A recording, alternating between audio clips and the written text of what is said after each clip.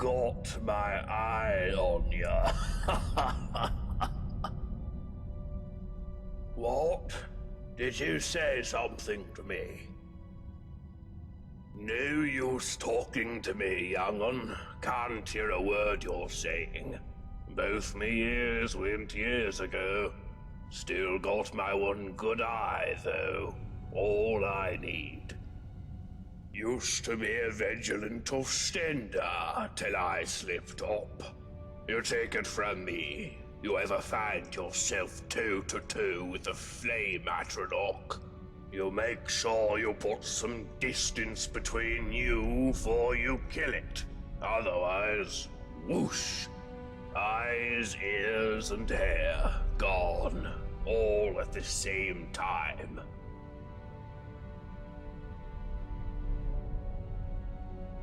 Sorry, young'un, no idea what you're saying.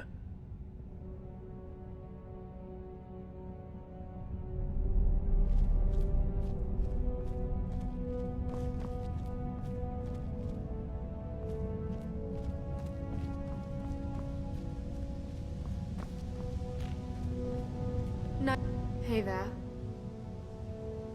Well, as you know, the Jarl is my father. Or, at least, that's what he tells people. What he doesn't tell anyone is that I'm adopted. And the worst part is, I don't even know why he adopted me in the first place. I mean, he doesn't seem to care about me at all. Sometimes I feel more like his prisoner than his daughter. If we weren't trapped in here, I'd run away in a heartbeat. Oh, he really is. He's always telling everyone what to do. I don't know how everyone puts up with him. Did you know he calls this place his citadel? And he and his friends don't do any work. Everything gets done by the people down in the city. He'll probably try to make you work for him too. But don't just do whatever he says. People around here should really learn to stand up to him. You know my father would be upset to hear you ask that. I love it. Me, I'm not even allowed out of the citadel. I'm so bored. Father doesn't want me mixing with the common folk. He's all, why don't you read one of the books Gaia brought you? Books? I'm almost 18. I want to have fun, like normal girls my age. Or do anything to take my mind off where I am. I thought about getting one of those awful Nord tattoos. Father would hate that. But then that bitch Asanchi told me about her skooma habit. I don't want to drink it, but if I get some, I just know I could get that junkie to spill her guts about everyone in this place.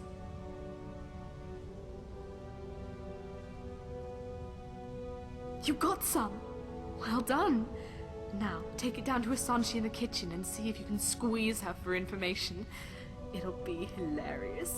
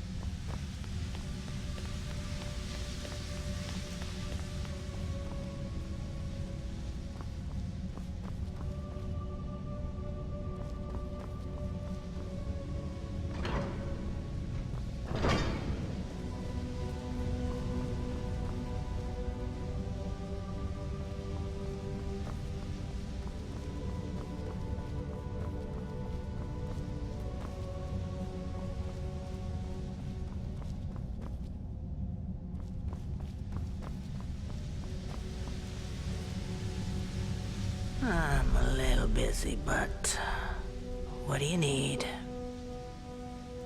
Why, you think if you butter me up, I'll start making food for you too? Forget it. My kitchen's for Citadel residents only. Go make your own food. Well, fine. My story? I'm the Citadel cook. In this life. Not exactly how I thought my life would end up. But it's better than it was on the surface. That. Seems like a long time ago. I had a very easy life for myself in Markarth. Married to a silver merchant. Maybe it was a little too easy. I was bored. A lot. Started looking for something to do. A friend introduced me to skooma. It was fun. For a while. But you know how it goes. I was a living cliche. Lost my husband, my home, my easy life. Then I found myself doing things I'm not proud of. That's when I realized if I couldn't keep myself away from the skooma, I'd have to keep it away from me. So when I found the entrance to this place, I knew what I had to do. Haven't touched the stuff since. Still get the cravings. Sometimes I'd kill for one last bottle. But no point in thinking about it down here. Right.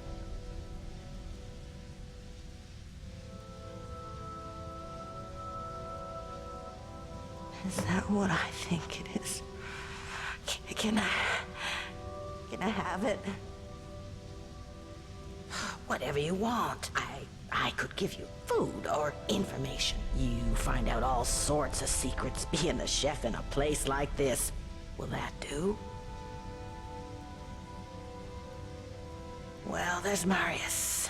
He's growing plants in his room that can really only be used for making poisons. Not sure what he's up to, but it's nothing good.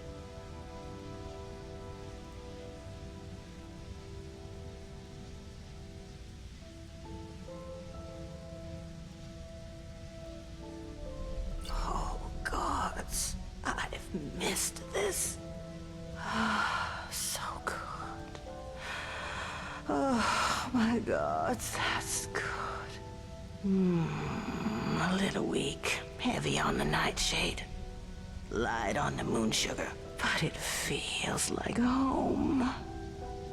Thank you. This'll be our little secret, right?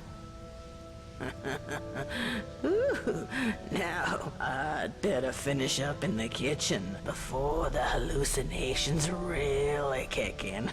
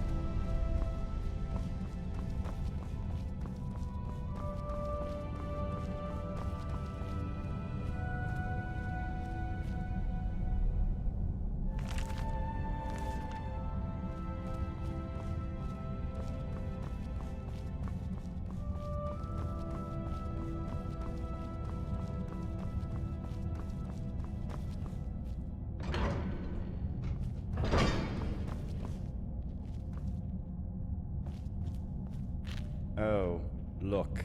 I have a visitor. How lucky for me.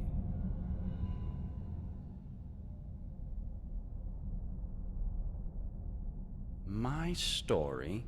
It's about a quiet man who preferred to keep to himself.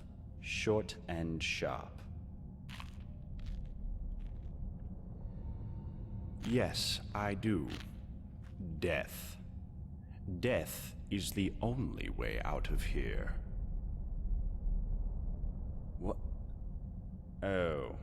So you went through my belongings, did you? Well, what of it? What do you want?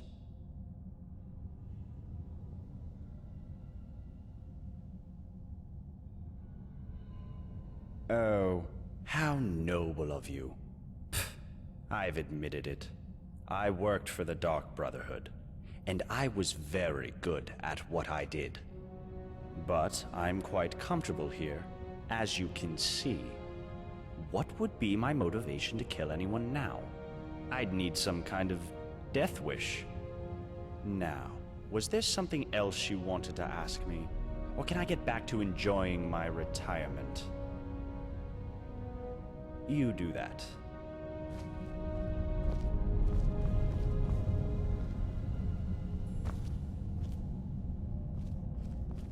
I thought we were done talking.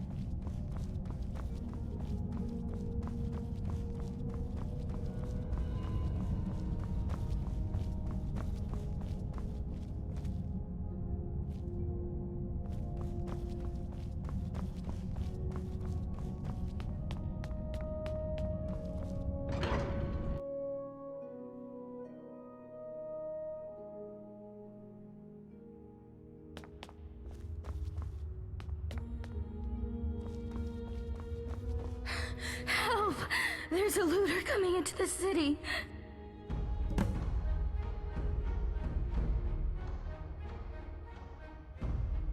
I saw a man come down the shaft, but he was armed and he looked like a looter. If he makes it into the city and starts attacking people, he'll break the dwarves' law, and who knows what will happen. You have to stop him. Everybody! Go home and lock your doors!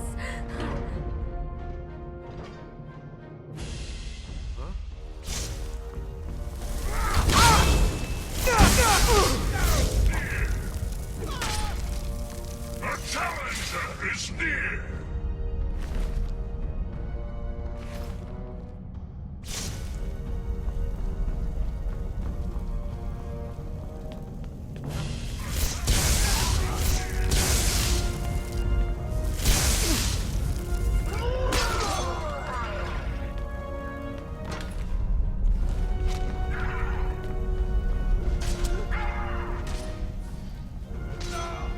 There can be no other end.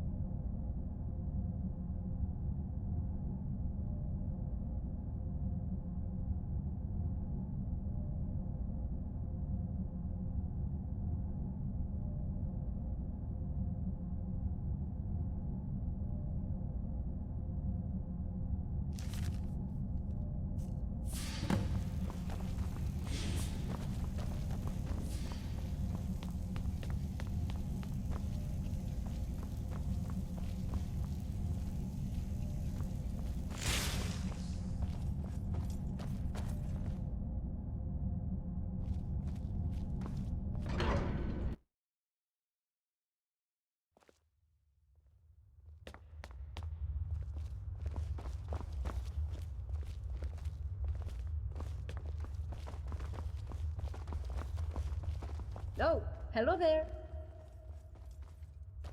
I'm a Breton from Hyrak. I've studied history at the Imperial City, which led me to Skyrim in search of Dwemer ruins. And now I'm here. Some days I just can't believe my luck. Working with Brawl, researching the richest source of Dwemer history and technology I could have imagined. I feel like we're on the brink of some amazing discoveries about the Dwemer. Who knows? Maybe we'll find not all of them have disappeared. I could, but Brawl knows much more than I do. You should really talk to him. Ask him any question you have. He's amazingly knowledgeable. A way out of here? Are you kidding? Why would I want to get out of here? I can't think of a single place in all Tamriel I'd rather be. Now that you mentioned it, I do. I need you to get something for me, and it won't be easy. I've tried everything I can think of, and still nothing. There's a big Nord living down in the city called Rikus. You may have seen him walking around in an immaculate example of dwarven armor. I need that armor. It's the only one like it, and I believe it to be crucial in unlocking the secret of this place. The trouble is, before I could get a good look at it, that brute Rikas claimed it as his own, and has been wearing it ever since. I've tried everything. Appeals to his better nature, flattery, charm, even threats. It's like negotiating with a brick wall. The only thing I haven't tried is violence, and you know how that would end. But I'm convinced there's a way to get it. There has to be. Thank you. If you do manage to get it, you're welcome to keep it. I just need to have a quick look at it, that's all. That's fine. I've got a lot of reading to do if I'm going to know half as much as Brawl one day. Is it over? Is it safe?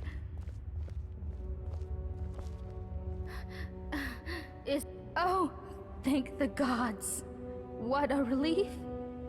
We're so lucky that you arrived in time to stop them. I'll be sure to tell everyone what you've done for us. Thank you so much.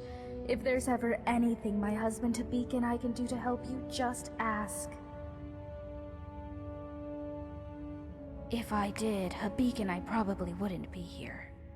But Ulrin's wife managed to escape a while back. He doesn't like to talk about it, but you might be able to get him to open up, I suppose. Oh, there's not much to tell. My husband Habik runs the clothing store in town. You should stop by. I'm sure you'll leave looking much better. Not that you don't look good now, I mean, it's just... You know, nice clothes are... Oh, who am I kidding? I'm no good at selling anything. I guess that's why they've got me sweeping the floors day in, day out. Well, that, and we weren't invited to be layabouts in the Jarl's Citadel. Did you see anyone working in the Citadel? I'll bet you didn't. They just amuse themselves all day while those of us down here do all the work. And why? Because Habik's a Redguard and I'm a Breton. I bet if we were both Imperial, it'd be a different story. The worst part is we left Solitude to get away from bigoted Nords after our son died. But here the Imperials are even worse. Of course.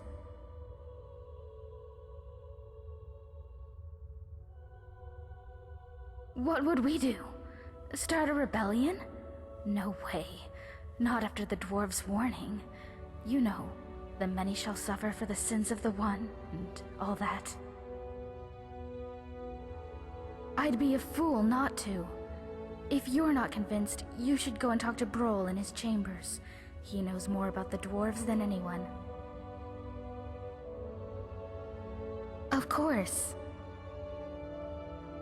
Oh. No offense, but I'd rather not talk about it. Too many painful memories. And besides, there are enough sad stories around this place as it is. But if you're interested, you can talk to my husband, Habik, in his shop, Firefly Finery. All right. Nice to talk to you. See you soon.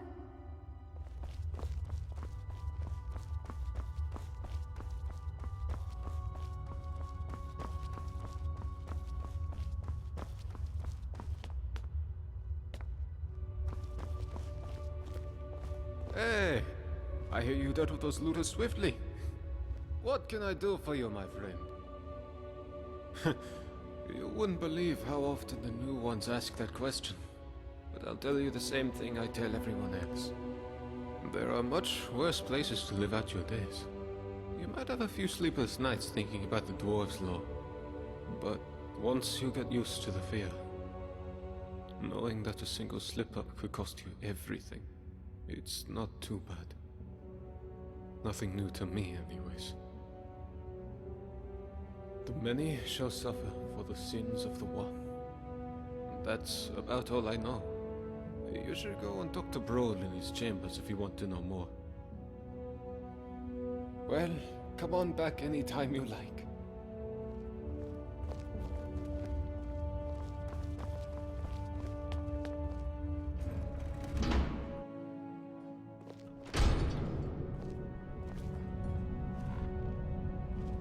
Hello, neighbor.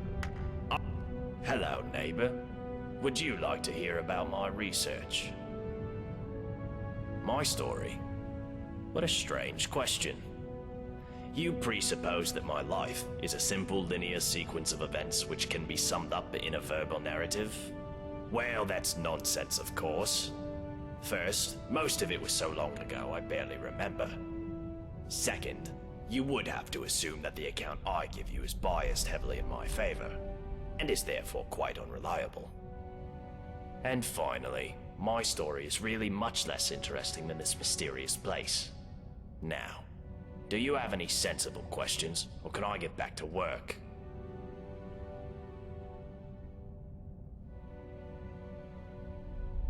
Well, why didn't you say so? I researched Dwarven history and technology, and I'm originally from Kragenmoor in Morrowind. Any other questions? Now that's an interesting question. I personally don't know any way out, no. However, I have a theory. It's more of a hypothesis, really. My thinking is that if there was a way out of here, the dwarves who built this place must have known about it. True, but we can learn all sorts of things about them from what they left behind. Inscriptions, architecture, relics, statues. And while I've discovered many things here, there are some parts of the city I haven't been able to get to. I'm most interested in the palace, above the lake. Unfortunately, it's sealed up tight. Only one man ever managed to enter, and he never came out. That was Narnabas, and we haven't heard from him in years. Strange fellow. I believe he was looking for the secrets of the dwarves too.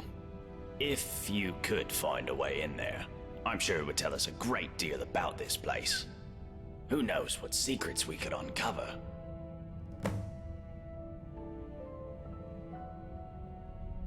Time travel. You know, as it happens, I do. It was a great obsession of mine for years after my wife passed. I thought if I could go back, I gave up on that idea a long time ago. But recently the Jarl has asked to see my research notes. How strange that you should now take an interest too. Can I ask what the nature of your interest is in this unusual subject?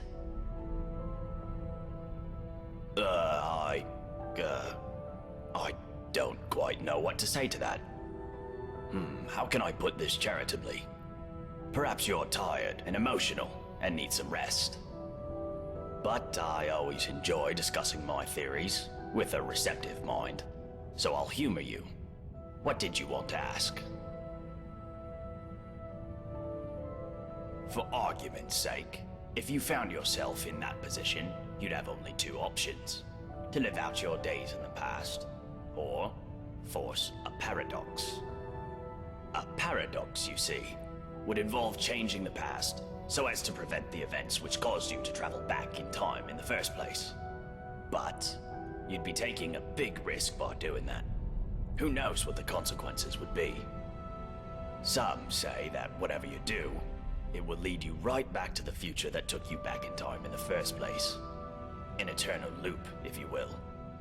But me, I believe that creating a paradox should fling you back to your original time, having changed the past for you and everyone else.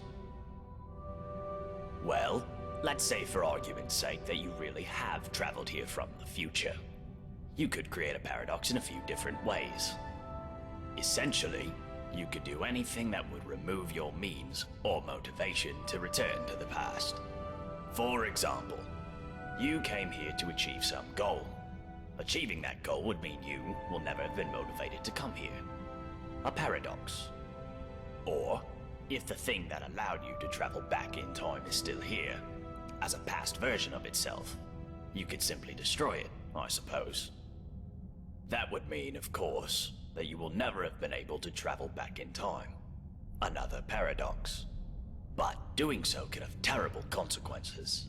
But if you really are from the future, as unlikely as that is, telling me or anybody else what happens next could have disastrous consequences too.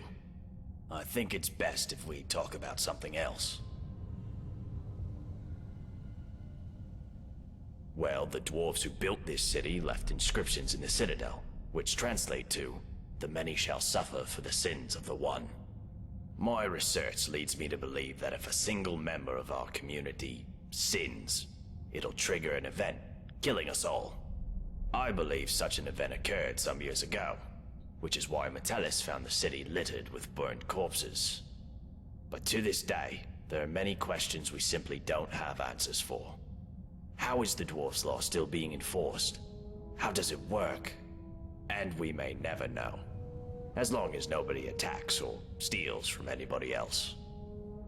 Until we know more, we all need to be on our best behavior.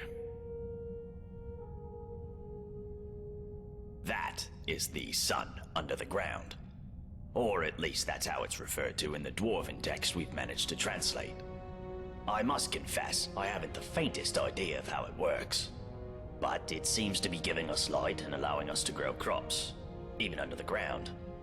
Of course, if it ever stops glowing, for whatever reason, we'll all be in quite a lot of trouble. But don't concern yourself with such dark thoughts. I'm sure we have nothing to worry about. Very well. Come back if you think of any questions about something you discover.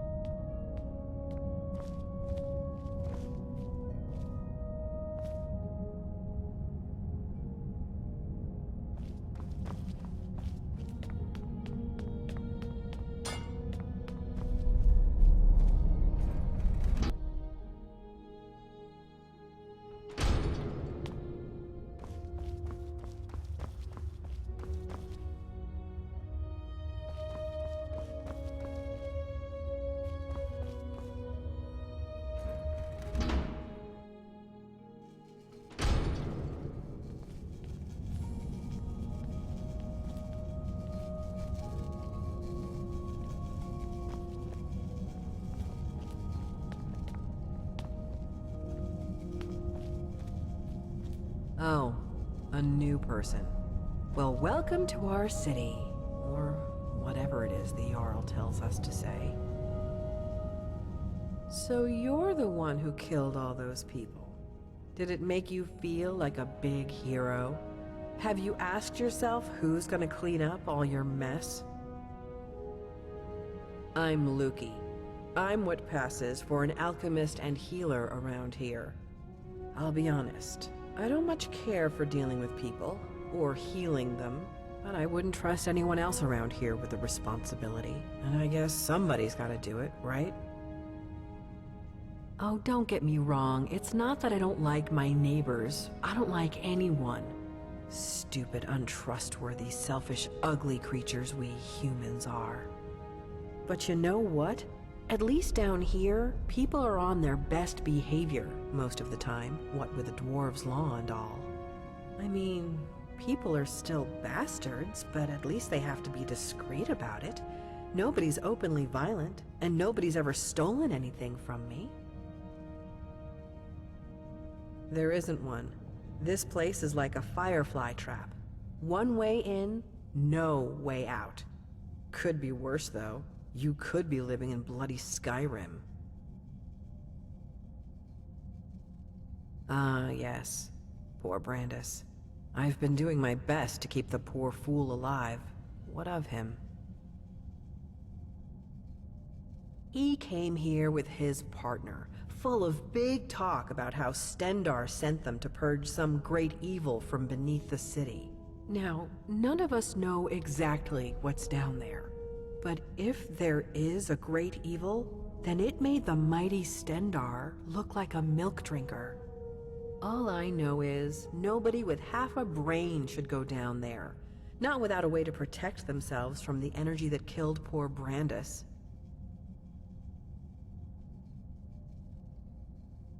Just a small selection of potions. Ingredients are in short supply here. Happy to buy yours if you have any.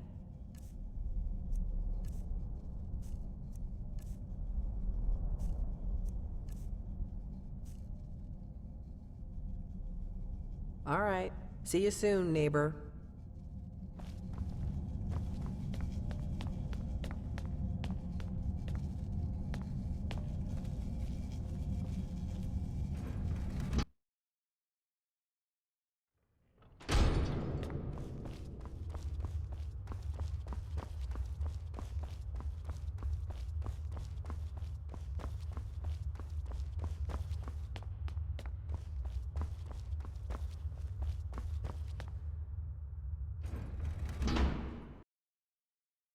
Hey, I didn't invite you in here. Get out. Ah, the Bandit Slayer. Good to see you. My story? Well, my name is Degland, and I'm a merchant, yeah? But people say to me, Degland, they say, Degland, why are you a merchant? They find it surprising because I'm such an honest and trustworthy person. And sometimes you hear about your merchants who are, you know, dishonest. Well, I say to those people, I'm not like them. My father used to say to me, Degland, you can't be like the others. You be a good boy. And I was, my friend.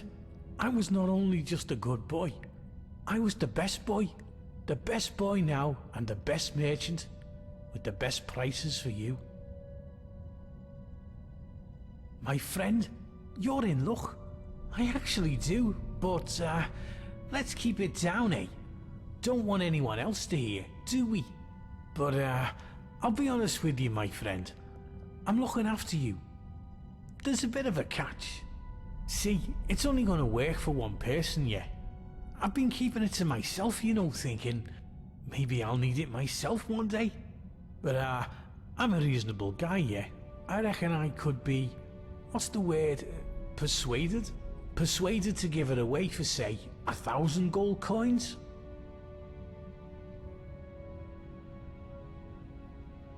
My friend, I can tell you it involves magic.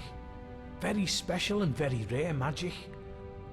But I shouldn't say any more than that. I need to eat, you know. Well, I like you, so I'm gonna be honest with you. Business here, it's hard, you know. Really hard. I'm doing it tough, yeah? And if I don't have the coin to pay the Jarl, then I lose my shop. I'm out in the cold. I have no money and no food, yeah? What I'm saying is, I need the money, my friend. That's all I need. Oh, good choice, my friend. You won't regret it. Oh, and if you do, no refunds. Not that it'll matter, because you'll be out of here in no time. And here it is. It's called an elixir of acrobatics. I got it from an alchemist in Morrowind years ago, and I've kept it with me just in case. And now it's all yours. Once you drink it, you'll be able to jump like a skeever on skooma. You should be able to leap up to the shaft at the entrance. Now go, my friend. Get out of here and be free. Hey, I didn't invite you in here. Get out. Hey, I didn't invite you in here. Get out. Hey, I didn't invite you in here. Get out.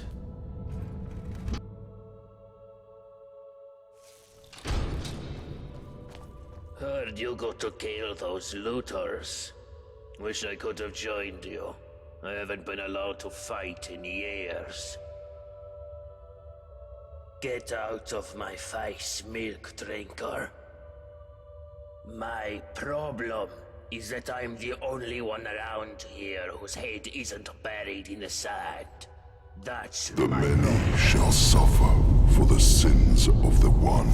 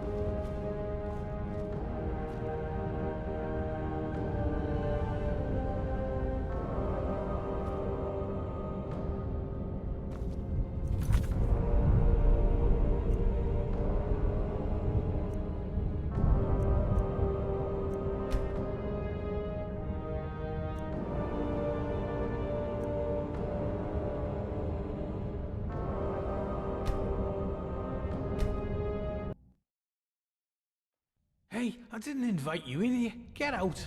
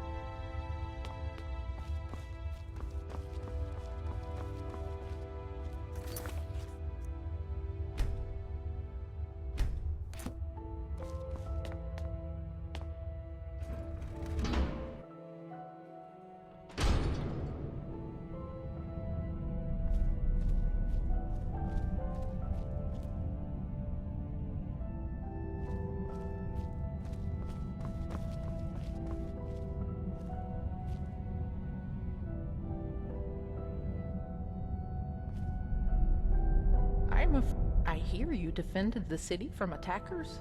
Well, aren't you making friends quickly? Thank you. I'm glad you came when you did. Oh my, it's very nice of you to take an interest in my life, dear. But you don't need to humor an old woman. Really? Well, you're the first person in the city to say that. Well, let's see. These days, I mostly just sweep the streets here, keep them clean. Cleanliness is next to godliness, or so they say. It's not very inspiring, as you can imagine, but the alternative is to wind up like poor Dooley. Oh, you haven't met him yet? Don't worry, I'm sure he'll introduce himself to you sooner or later. He's homeless. He lives in a cave by the lake. I feel sorry for him. I think most of us do. But ever since his brother died, he's been obsessing over some long-lost treasure. The Jarl decided because he can't work, he doesn't deserve to live in a house like the rest of us. So he lives in a tent in a cave of sorts. But don't let him drag you into it. I'm quite sure it's imaginary. A great loss can do terrible things to a person's mind. Well, anyway, that's about all there is about me to tell, I'm afraid. I'm not very interesting. Well, the most important thing in my life is prayer, So let me ask you, have you found room in your heart for Mara, the Mother Goddess?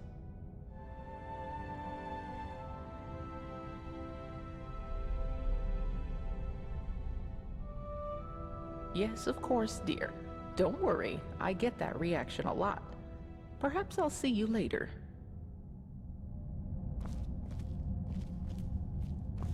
Do you have wax in...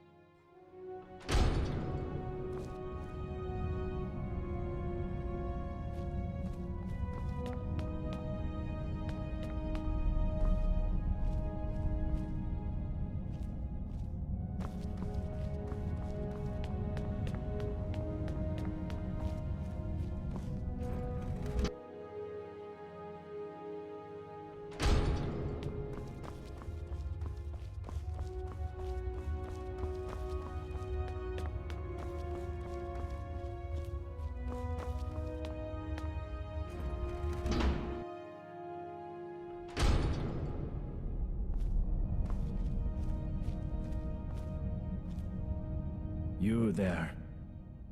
Come over here. What? That doesn't matter now.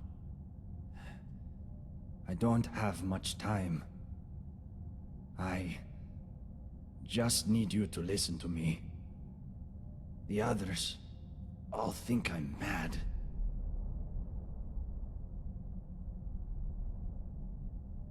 Stendar, he plants these images in my head. He shows me secrets. Made me come here. Something terrifying. Deep in the earth beneath the city. Powerful. And evil. I went down into the tunnels to destroy it. But the energy, it seeps into your bones. Please.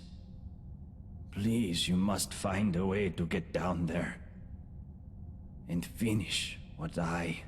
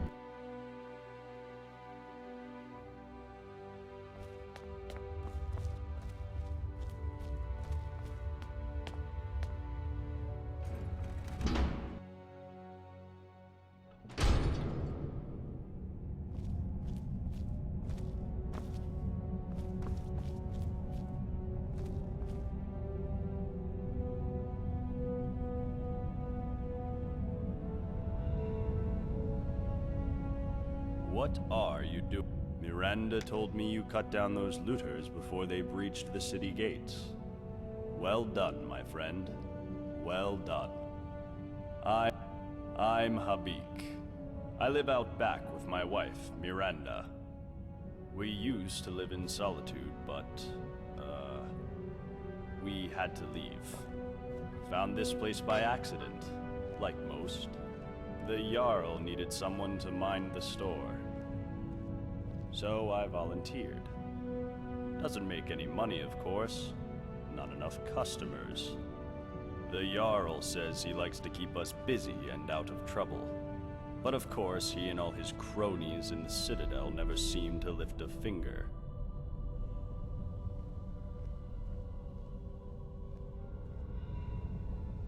Our son was working at my stables outside the city.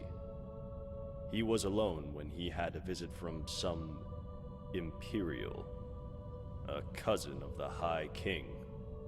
This Imperial thought he'd just take one of the horses as a tithe. Guess he didn't think a 12-year-old boy was going to stop him. But Limar wouldn't stand for it. And as the thief rode off, my son managed to shoot an arrow into his shoulder. But I wasn't there at the time. I came back from the market to find my son's body, trampled in the dirt. It was... I can't begin to describe it. I was shattered. I went straight to Torig's court and demanded justice. But I guess that word doesn't mean much to an Imperial. Instead, he seized my stables and told me if I ever set foot in Solitude again, my wife and I would end up the same way as Limar. So we left. Wandered Skyrim for a while, and eventually wound up here. I was hoping this place would be better. I was wrong. I wish it was that simple. But with the Dwarves' Law, everybody here is terrified of doing anything wrong, in case it gets us all killed. The Dwarves wrote, "The many shall suffer for the sins of the one." But we don't know what they meant by sin. Theft. Violence, probably. But maybe they meant all sorts of things, like dishonesty or disobedience to the Jarl. That's what Metellus would like us to think, anyway. So I could ignore his orders. Sure. I could even lead an uprising against him. Gods know most of us are sick of him, but I'd be risking the lives of everyone here, and I just don't want to be responsible for that. So here I am, running my shop. Could be worse.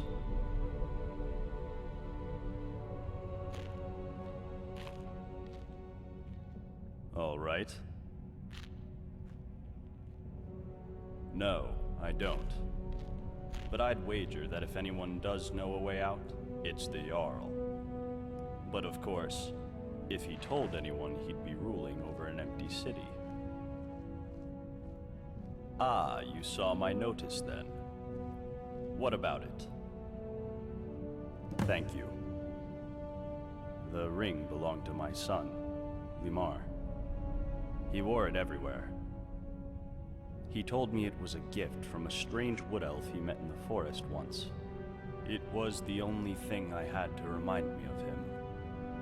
But a while ago, I dropped it down the stairs in my shop, and it rolled under a door at the bottom.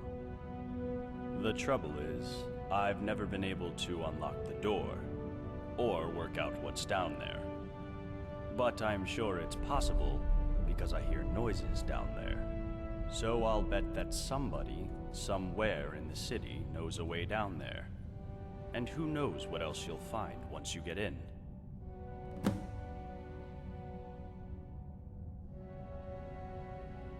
All right, thanks for stopping by.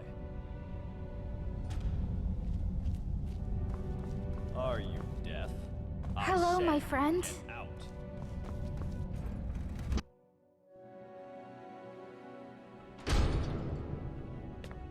Hello there.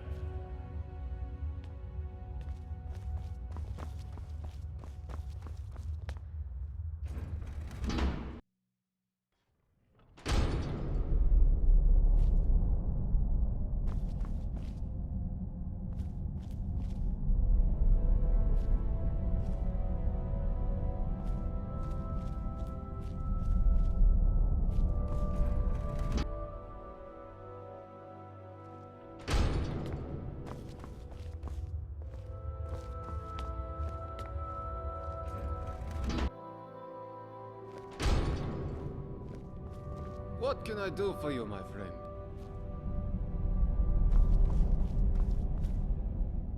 Hey, why are you still here?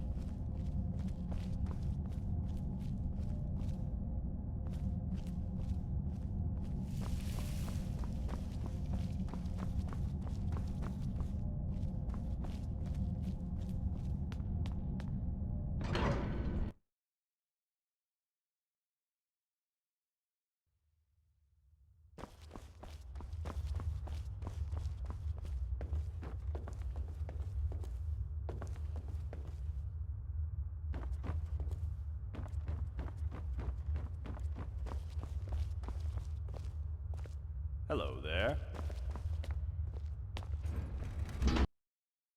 Get out. Hey, you're the one who killed all those bandits, aren't you? Gods, what a nightmare that must have been. What do you... I don't see why I should share it with you. So my wife disappears a couple of weeks ago, and now everybody thinks I know a way out of here. I wish you idiots would just leave me alone. Well, she's not here anymore. That's all I know. How should I know where she went? I woke up one morning and she was just gone. Didn't say goodbye, didn't take anything with her. And now you people won't stop harassing me, judging me, asking me questions like you think I had something to do with it. Well, I didn't. And nobody cares that I've lost my wife. They just love a bit of scandal, or to find out how they can get out of here too. You're all animals.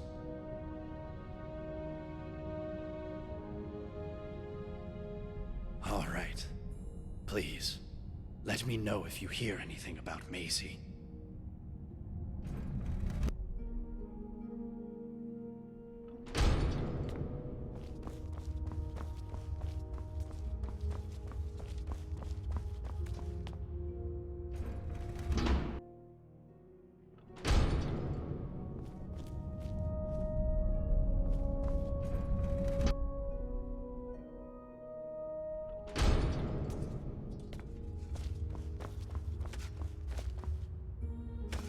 I hear you're handy in a fight. Glad... My story? Oh, not much to tell, love. I just work the land, make sure we've got enough food for everyone. Can't afford to run out here, you know? It's hard work. Probably harder than being Jarl, but I don't mind it. Keeps me active as I'm getting on a bit. And I sleep soundly every night. No, love. I don't think he works hard at all. And I'd say the same to his face if I ever saw him.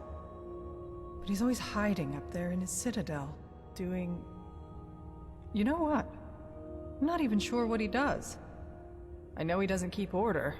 We've got the dwarves' law for that. But live and let live, I say. Long as I have a roof over my head and food on my table, and good neighbors like Gulvar, I can't complain. Oh, come on, love. It's not that bad, is it? You've only just arrived. Why not give the place a chance before you go looking for a way out? That's more like it. I'll be seeing you around, love.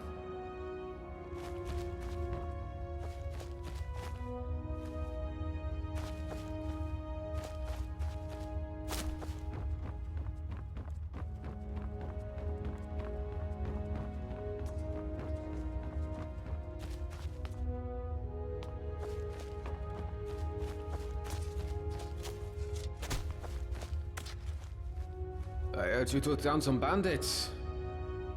Hello there, friend. Well, it's a sad one, but I don't mind telling it. Name's Gulvar. I'm a farmer, always was. Grew up on a farm near Whiterun. It was a good life. Fresh milk and eggs every day. Running around the farm barefoot with my brother and sisters. Never even had to lock our doors. One day, when I was about 18, my father and I were carting some produce into the market when we saw a group of strangers in the top field. My father told me to run back to the house and get his axe. So I did. I ran so fast I almost threw up. But by the time I got back, it was too late. I found him dead by the side of the road. The cart and all our produce was gone. That was the first time I learned about bandits. My mother passed soon after, and I took over the farm. Now I'm as good a farmer as any, and better than most, but things went downhill from there. The raiding started before long. I'd come outside at dawn and find a few chickens missing. Next there was a cow, then 2 cows. That was the first time in 5 generations my family started locking its doors at night. We knew the guards from Whiterun weren't going to help us. One night, when we had nothing left to steal, there was a knock at the door. I knew who it was and what they wanted.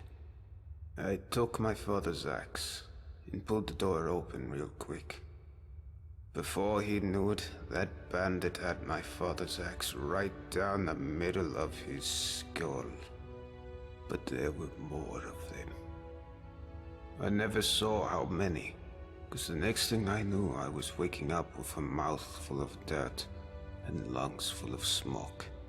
My home was burned to rubble. My family slaughtered like cattle. And they left me alive to see what they'd done. It still burns whenever I think about it. Well, at least I got one of the bastards. Cleaved that grin of his right in half. Sometimes it helps me get to sleep at night. Sometimes. Anyhow, after that I drifted some. Took odd jobs around Falkreath.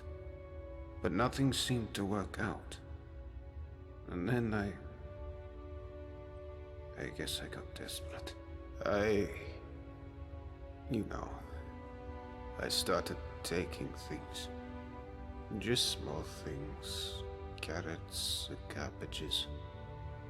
Just enough to survive. I wasn't proud of it. And then one day, I watched myself break into some guy's farmhouse and help myself to his things. And I guess I realized what I'd become. Next thing I knew, I was looking for a place to die. And I found the entrance to this place. And that shaft. And I started my life over again.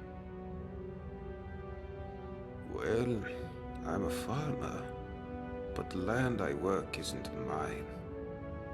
Metellus had declared himself Jarl and claimed all the farmland before I got here. I'm not. All I've ever wanted is to make a living by working the land. But it seems someone always has to go and steal the fruits of my labor. That bloody Jarl. He's no better than the bandits who destroyed my life. Only difference is he uses words instead of weapons. But he'll get his. One day. Just do me a favor and keep that last part to yourself, would you?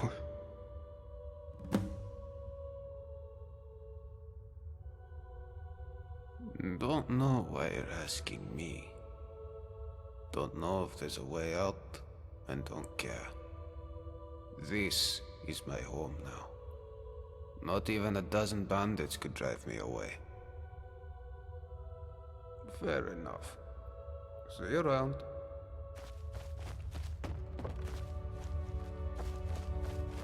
Oh, hello. I wasn't following you. Bye-bye.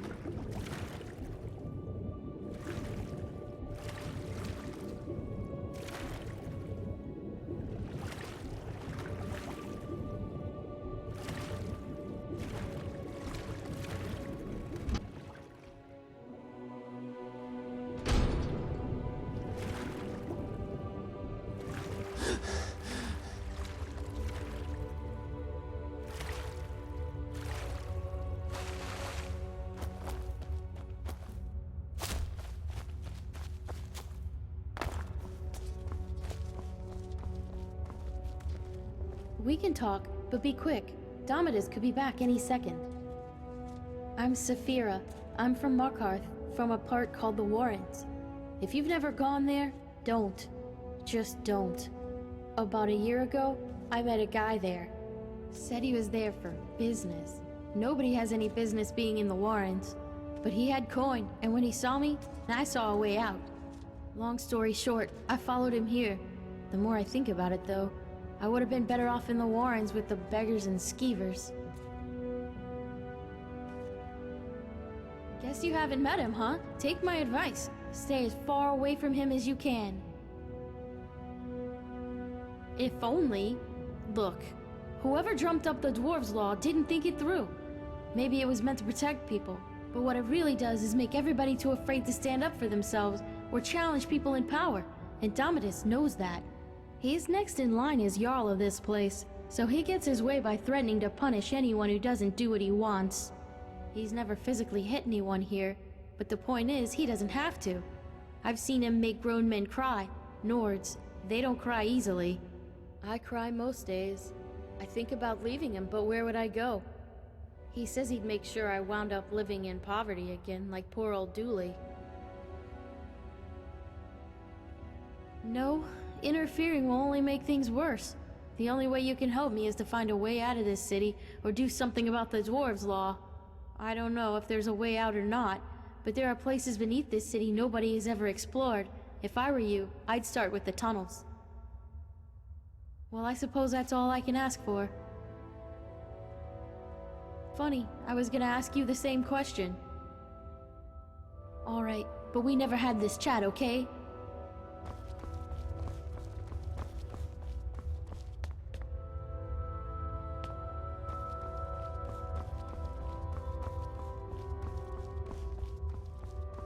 Hi there.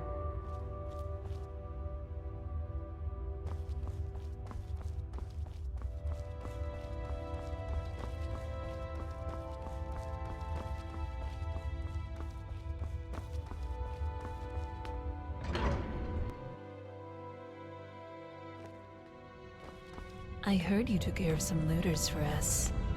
If only there was something I could do to... Oh, I'm so glad you decided to come see me.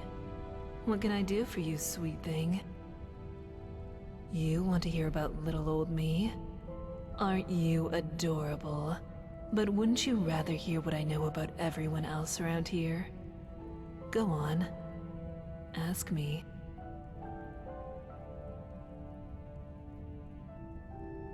Nobody here locks their door, except the Jarl. I hear there's a locked room on the top floor of the Citadel, but nobody's seen what's inside. Only one way out of this city, and that's through the bottom of a mug of moonshine, if you get me. Solve all your problems. At least for a while. But then again, some folks will overdo it. Ulrin, the Dunmer fellow, can't miss him. Hit the drinks pretty hard after his wife, Maisie, disappeared. Just sits there, night after night. Poor guy. Wish I knew what happened to her. Caught lots of people talking, but nobody seems to know anything. Odd.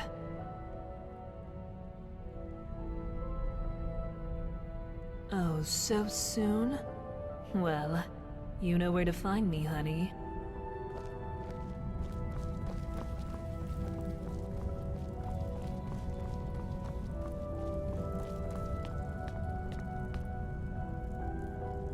By the 8! I hear you took on a band of marauders by yourself, you buffoon! Name's Castellus Vitus, military engineer of the Imperial Legion. Out of action right now, but don't worry, I'm still in the service. What about you?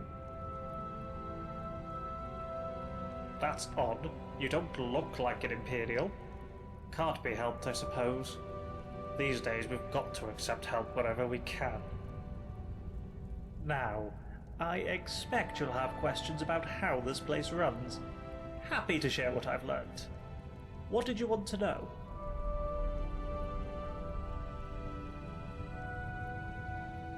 Ah yes, my workshop. Well, of course, as an engineer through and through, I couldn't resist the urge to dismantle some of this dwarven technology. How complicated can it be, I thought. As it turns out, it's extremely complicated. You see these gleaming dwarven busts in every room? Well, I think I know what they are. They all seem to be connected to the pipes running all over the city and down the front of the citadel. And I've seen these things before in other ruins, but these are different. Their eyes are glowing with blue light. Have you noticed? But whenever you see one of these things, remember, someone or something is watching everything you do, waiting for you to break the dwarves' law.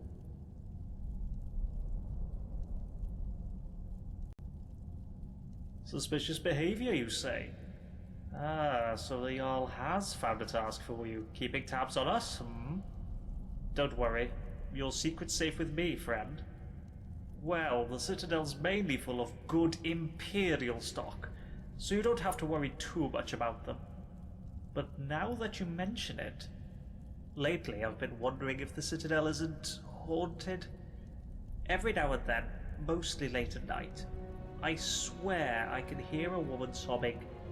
I'll be damned if I know where it's coming from, but it's not Gaia next door, so who could it be but a ghost? Gods know a lot have died in here. Yes, well, not completely. A little. I think I understand the pipes that run all over the place. See, they mainly carry water. There's a single pipe on the top floor bringing water from outside the citadel inside. Water then trickles down through each floor to the lake. But that's not all.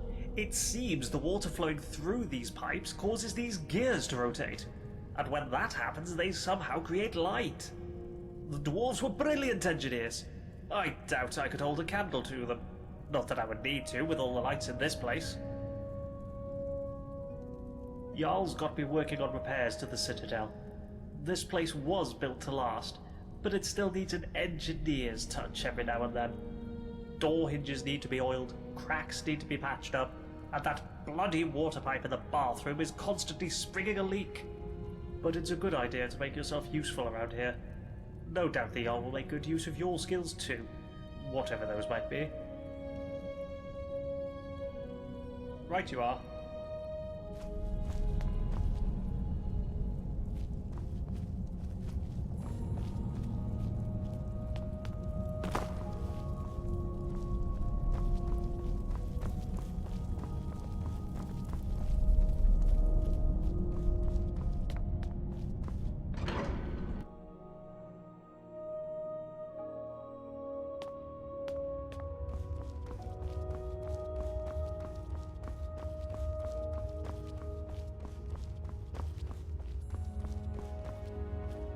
Heard you got to kill those looters.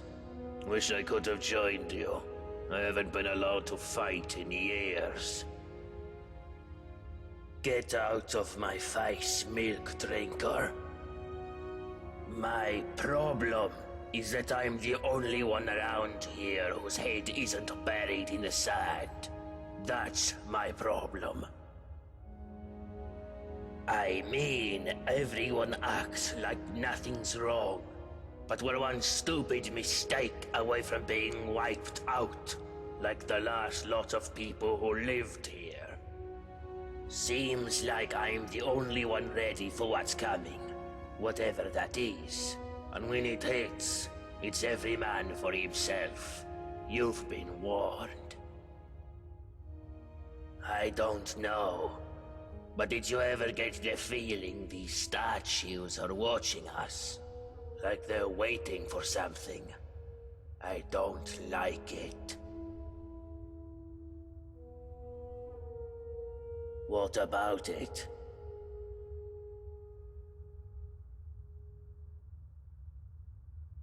Not my problem. Oh, well in that case, you still can't have it. Let me be clear. The only way you'll get this armor is if you peel it from my corpse.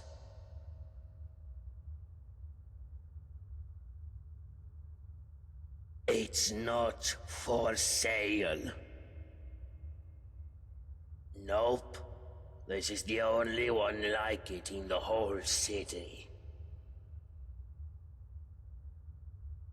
Not going to happen, maggot. Because you know, and I know, that the first blow that gets landed is going to get us all killed. You're not that stupid. Uh-huh.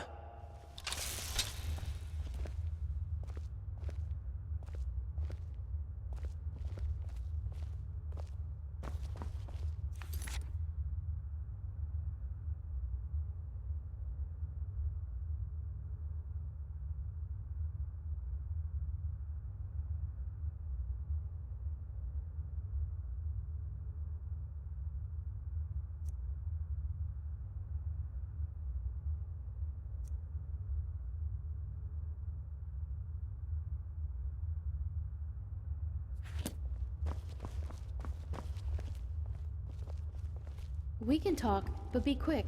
Domitus could be back any second.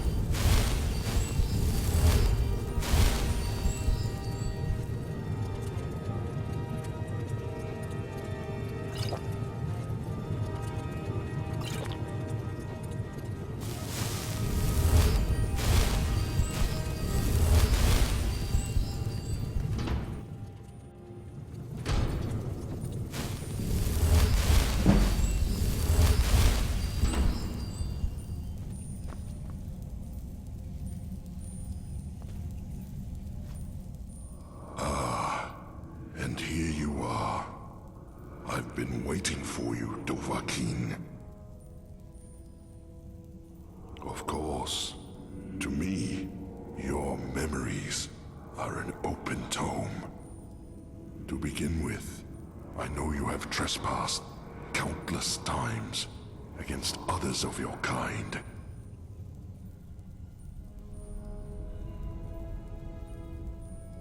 And I know you have dabbled in petty thievery, stealing the meager possessions of your own kind. I know the blood of the beast flows in your veins.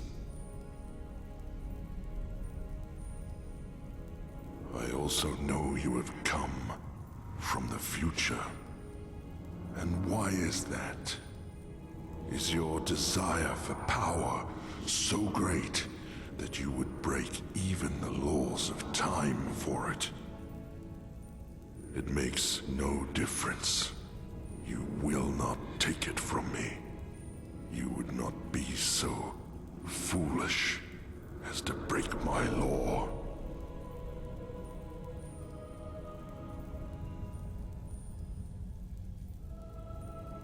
I see the kind of person you are.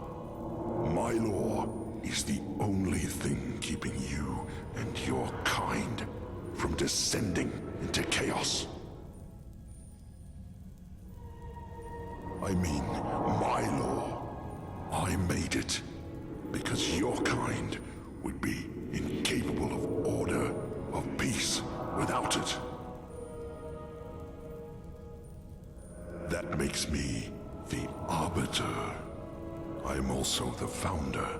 I discovered this site millennia ago, and the deposit of Ethereum beneath us. I laid the foundations, and I watched my children grow and learn and use the Ethereum to create marvels, technological wonders. But they grew quarrelsome and used their knowledge to create weapons to use against their own kind, and worse, their own father.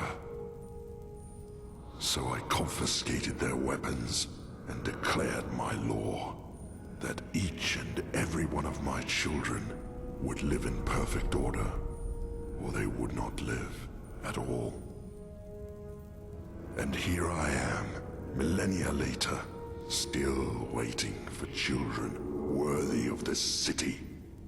And for my patience, it seems my reward is a visit from you, Dovahkiin. Well, why have you traveled through time to come here? What is it you seek?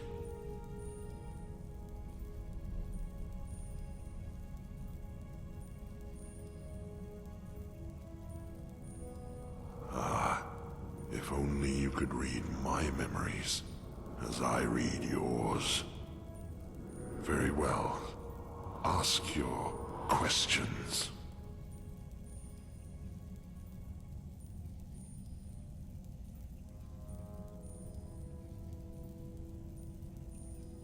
You flock here, your kind, like moths to a flame, driven by greed and the lust for power.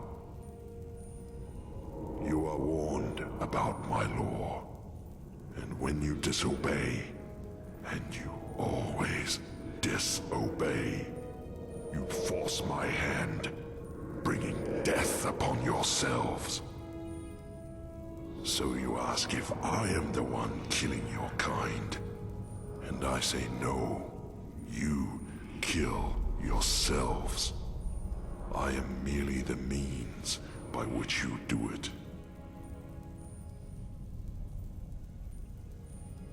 2,000 years in your terms, but time is different down here. I count time in waves, generations, civilizations. You and your kind up above are number 322.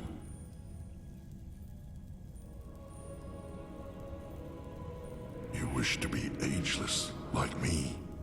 In truth, time passes differently in here. It would take an eternity just to explain it to you.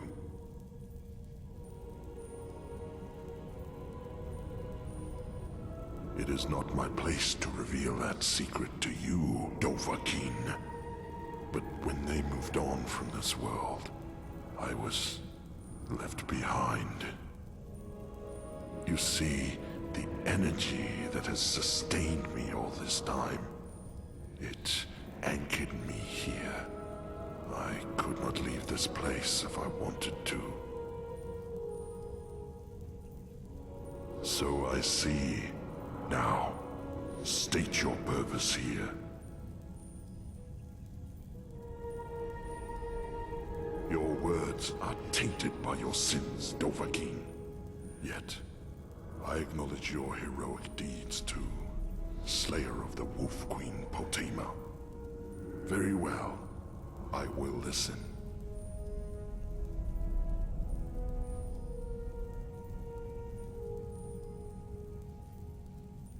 Choose your next words carefully, Dovahkiin. What is it that you made worse?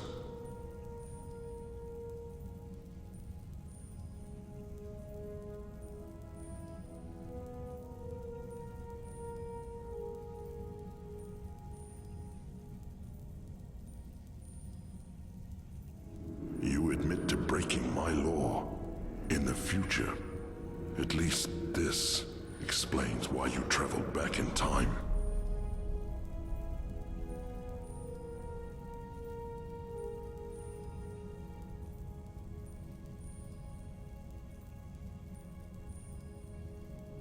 I warn you, tread carefully.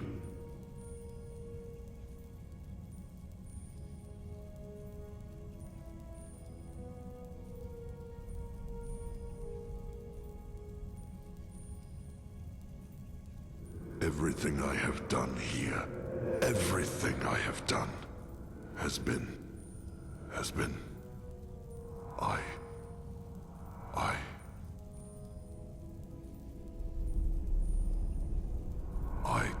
I thought that if I could create peace here, create order, that I could prove to the world that such a thing is possible, and they might follow.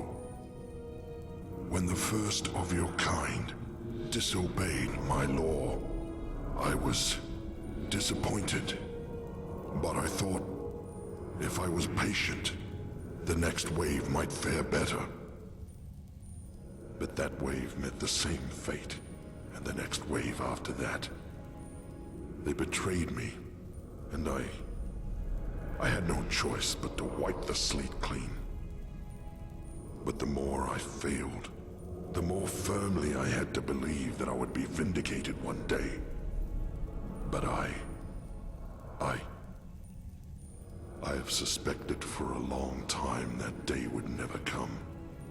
And now I see it never will. There is no place for peace and order in this world. I will stop.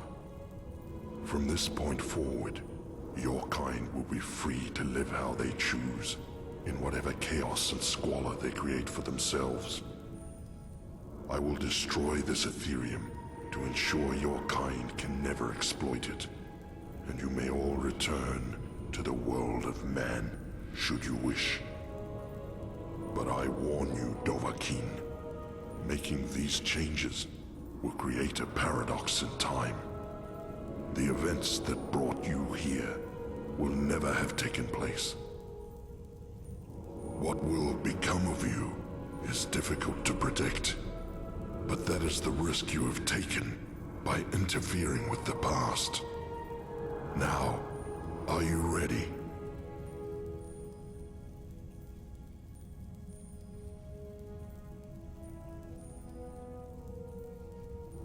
Goodbye, Dovahkiin.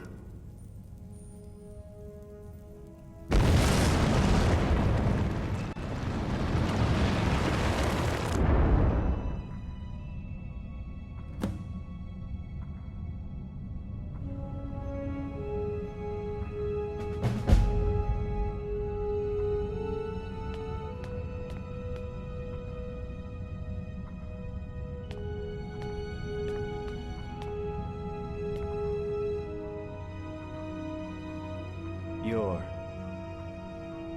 No, that can't be right. For a moment there, I thought you were... You know, the one the statue was meant to honor. Cassia! Oh, I completely forgot. I asked her to wait for me at the top of the lift, and... I guess I got so tied up in this place that I lost track of time. I'd better head back up and let her know I'm alright. Hey, do you want to come with me? We can chat along the way. Great.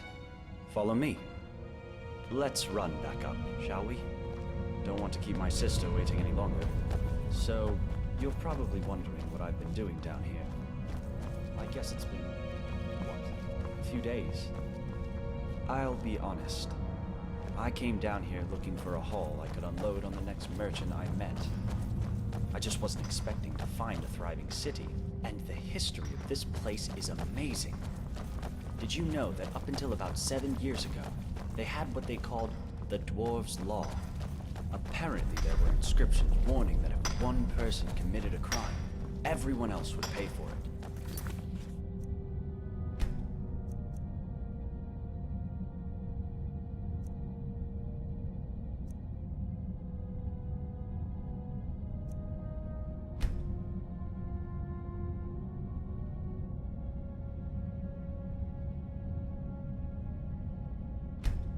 But they were all true.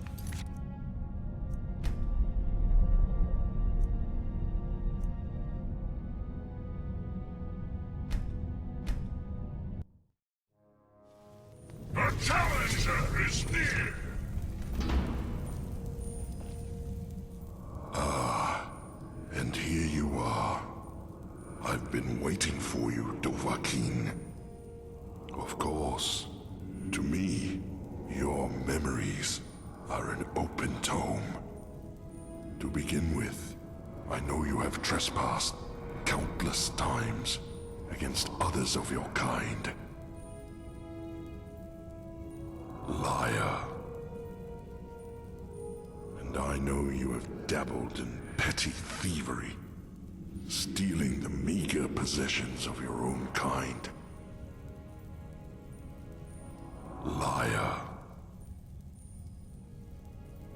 I know the blood of the beast flows in your veins. Liar. I also know you have come from the future. And why is that? Is your desire for power so great that you would break even the laws of time for it? It makes no difference. You will not take it from me. You would not be so foolish as to break my law.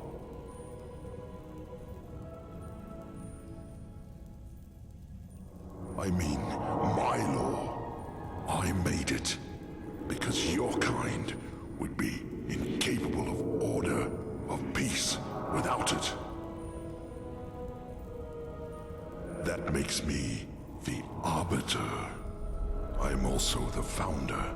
I discovered this site millennia ago, and the deposit of Ethereum beneath us.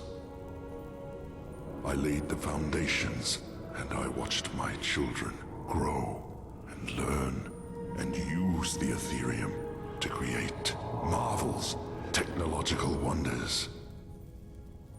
But they grew quarrelsome and used their knowledge to create weapons to use against their own kind, and worse, their own father.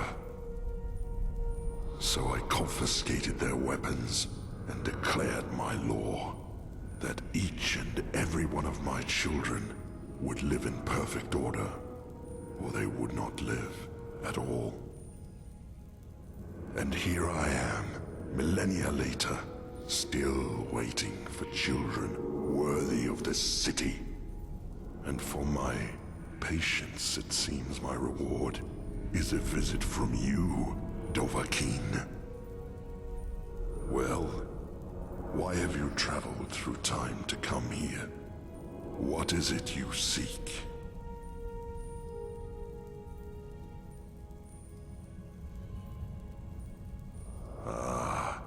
see you have learned nothing from all this.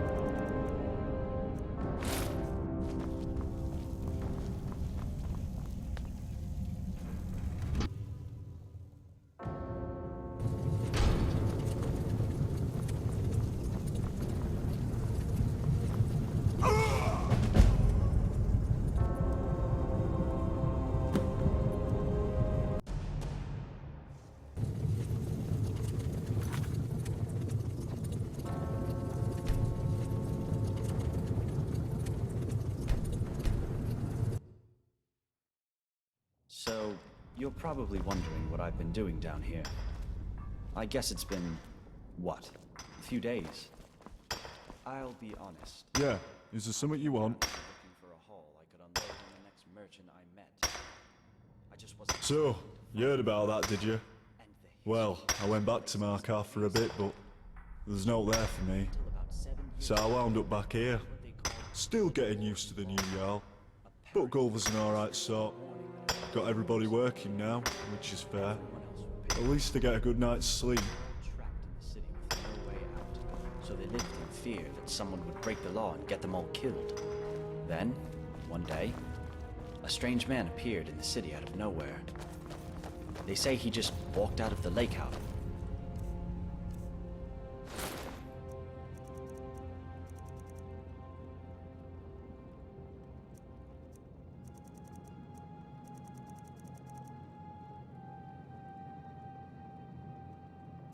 like he owned the place.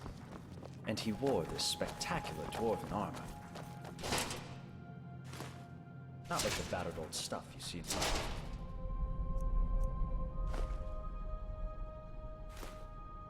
ruins. And a few people saw him walk into this quarry, into a field of deadly radiation, like it was nothing, like it hadn't killed people before him. And then, the ground started shaking, and golden statues were collapsing, and inscriptions were crumbling all over the city, all at the same time. And the sun under the ground, which used to light up the entire cavern. Hey, what is it? Came here to gloat, did you? Well, go on. Look at me. Working the mines like a peasant. And did you hear Saphira left me at the first chance she got? Is that what you wanted to hear? Are you happy now? Get lost. You sicken me. Was he still alive? So Bro, Locust Scholar, goes down into the court to take a look. But now the whole place is empty. But all the way at the bottom, sitting alone in the darkness, is a statue of the stranger. Oddest tale I ever heard.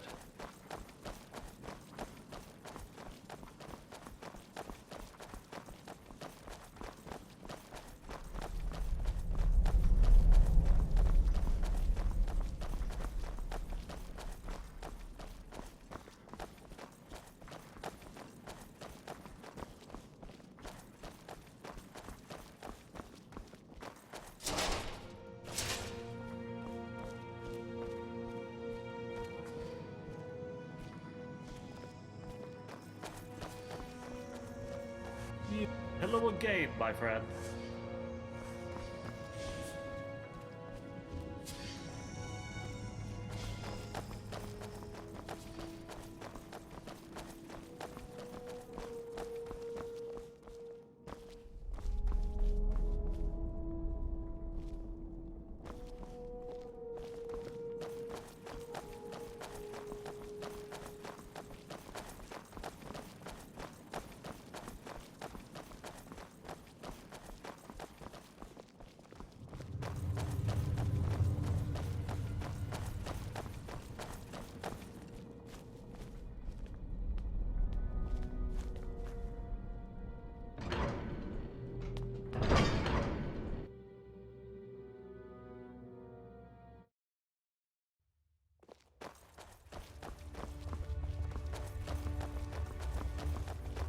Hey, I remember you. You're back. After all this time. Can't complain, my friend. You know, not long after they executed Metellus, turns out he was behind Macy's disappearance. They made me Jarl. It was a bit of a shock, to be honest. But I guess they wanted someone who wasn't at all like Metellus. Jarl Galvar. Still sounds strange to me. And I guess I have you to thank for it. If you hadn't freed us from the dwarves' laws, Ulrin could never have overthrown Metellus. So, thanks. I imagine you'll be moving on soon, but you'll always be welcome here. We even kept your chambers exactly as you left them.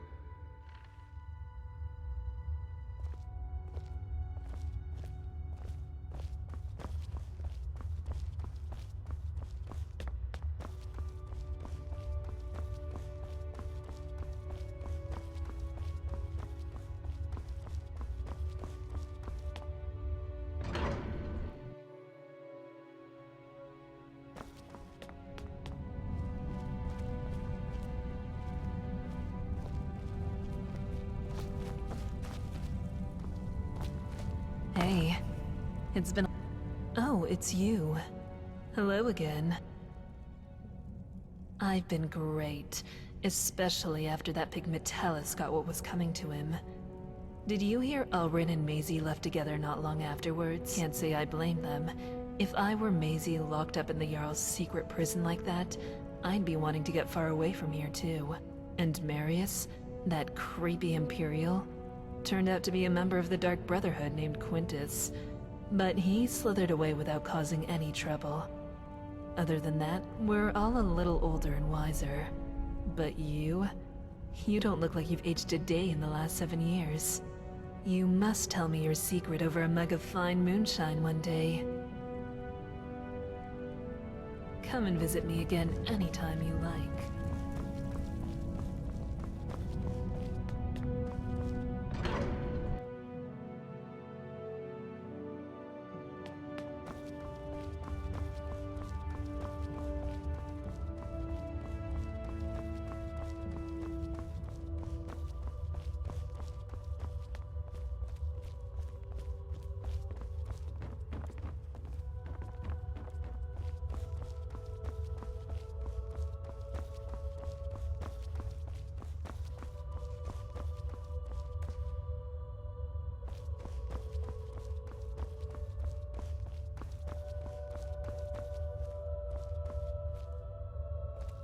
Ah, you've returned. How long has it been? 7 years. You're the one who... What do you want? Better. Now that I know I'm not being watched anymore. Still, someone has to protect this place, and that someone is me. So you might have taken down some old dwarves or whatever. But if you start any trouble here, you're going to find yourself toe-to-toe with me. Have we met?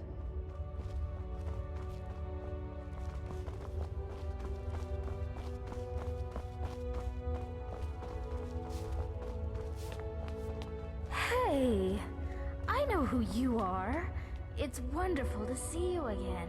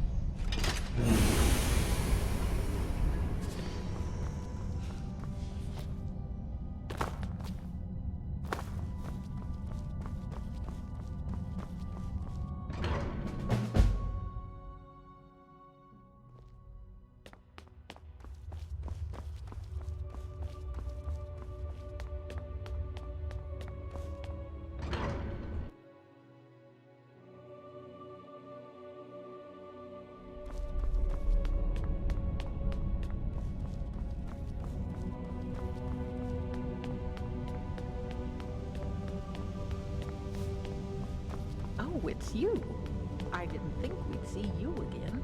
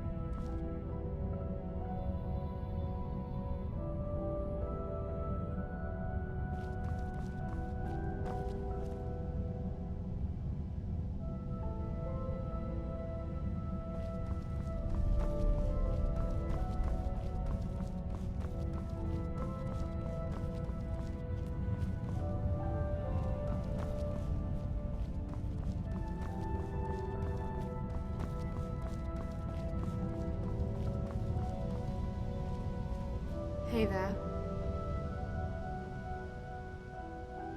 I've been great. I mean, my father was overthrown not long after that, when Ulrin discovered he was keeping Macy chained up in his locked room. Ulrin dragged him down to the city and executed him in front of everyone. Horrible business.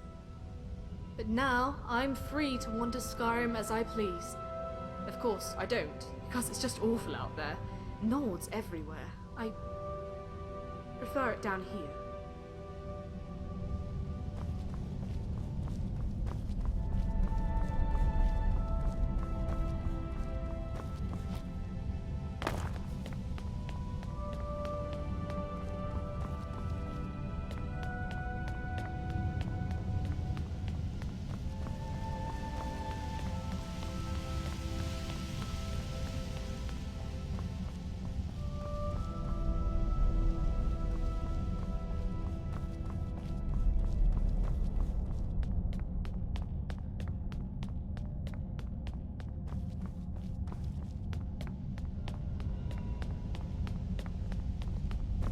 Hello, dear.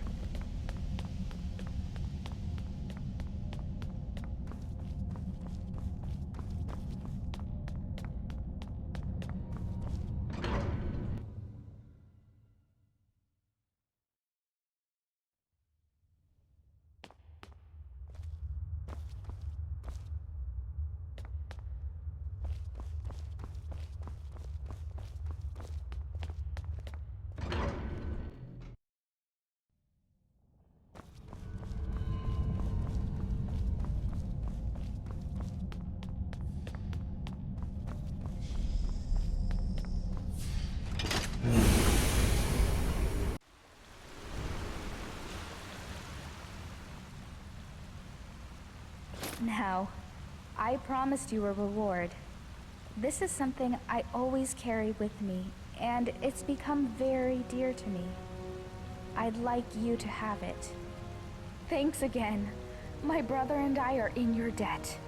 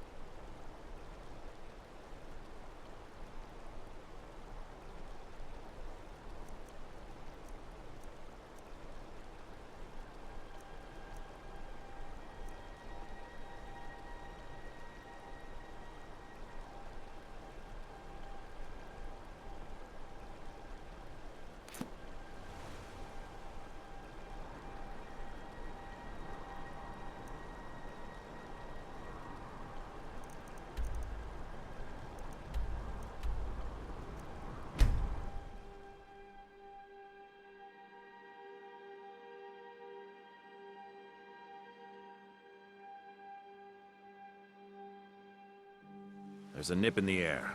Cold won't be good for my crops. Never is.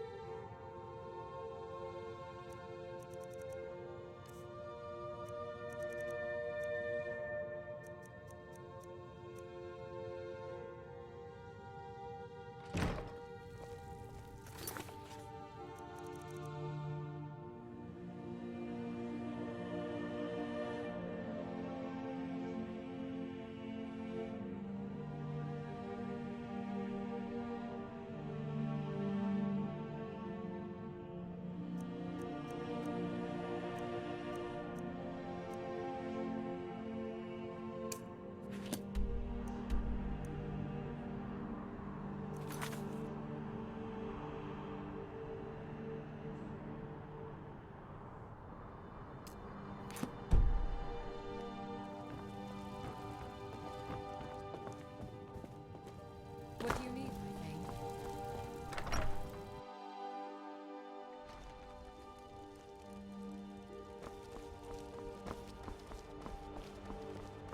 Trouble?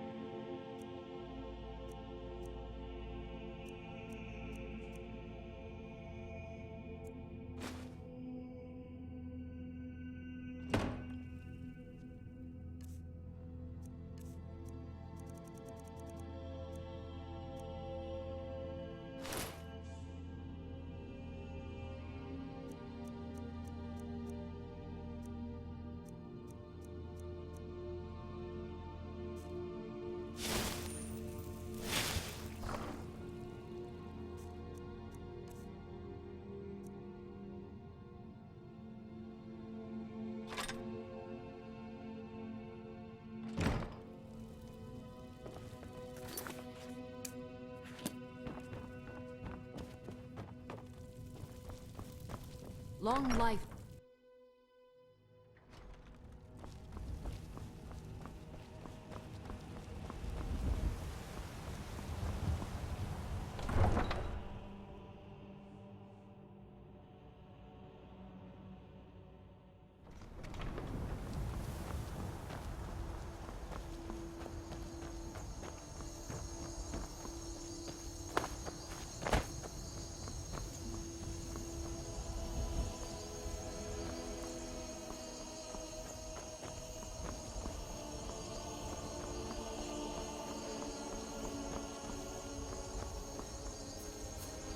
Need a ride? Where do you want to go? Climb and back, and we'll be off. Couldn't ask for better weather. Oh, steady, old girl.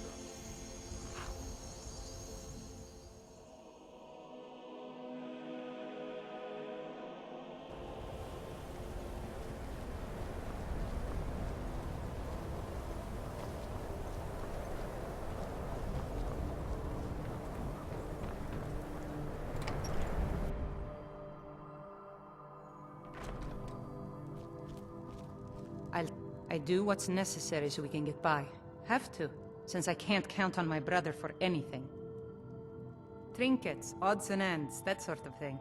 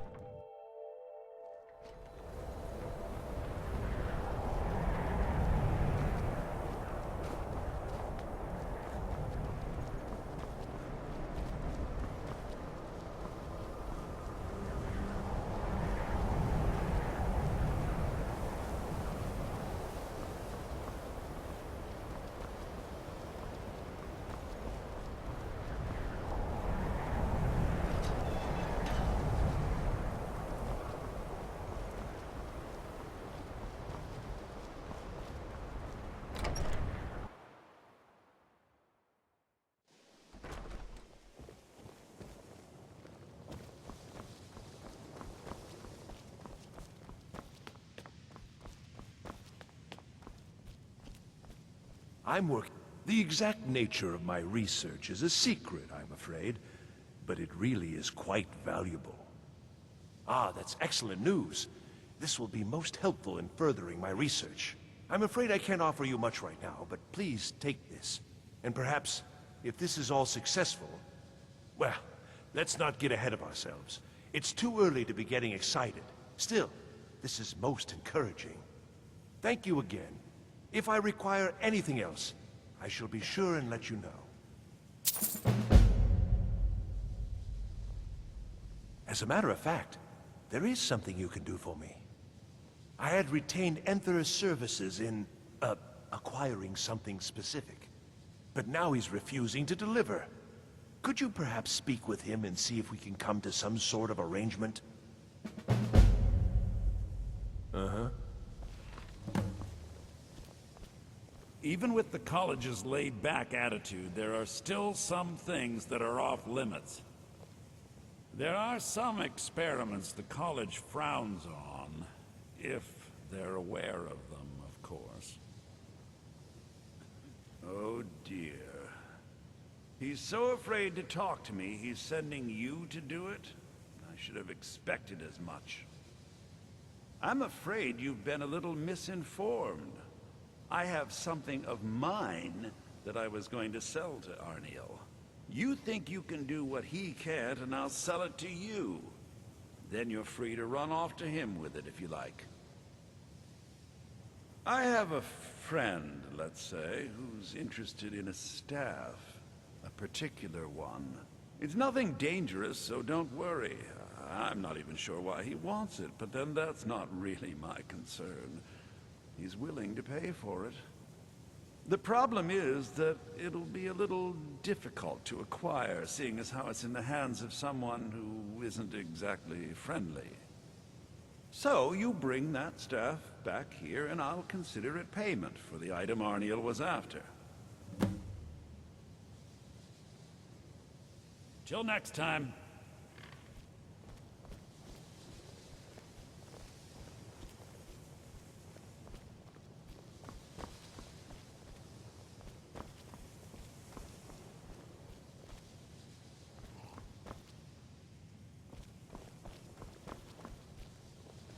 The exact nature of my research is a secret, I'm afraid, but it really is quite valuable.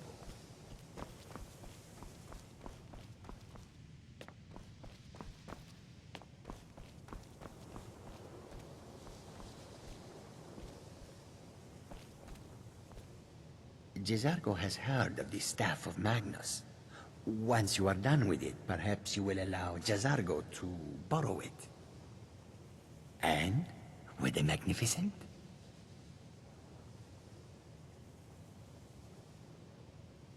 Oh, Jezargo takes this to mean it did not go well. This was not the intention, to be sure. It is true that Jezargo was slightly concerned there may have been problems.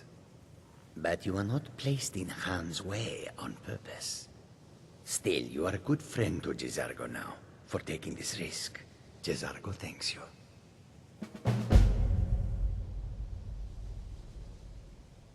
All right, then.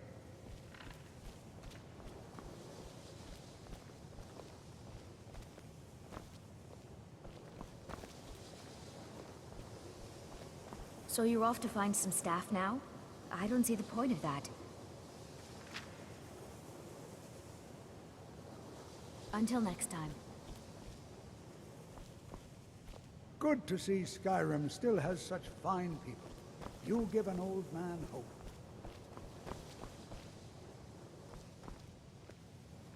I need your help with something. Something private.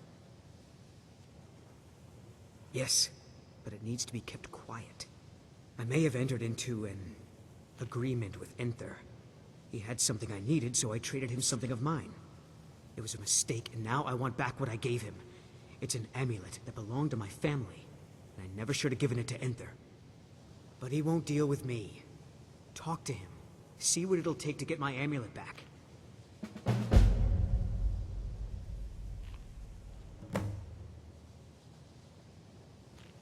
I told you, it's from my family. I know they've always disapproved of what I wanted in life. To learn magic instead of becoming a farmer or a hunter. But no matter how poorly they may have treated me, they're still my family. I didn't consider that until after I made the trade. It doesn't matter. It's also none of your concern. Just talk to him. See if you can convince him to give my amulet back. I'd better get going.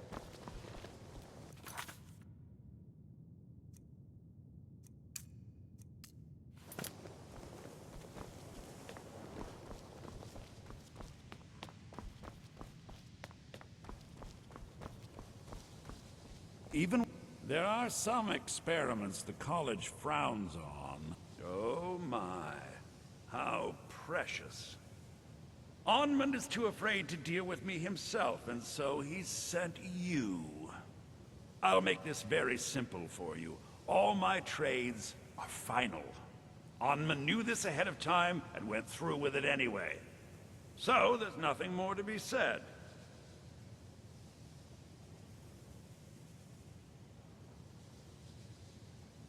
Yes, you see, the thing is, I'm not concerned with everyone's best interest. I find I'm only concerned with my own.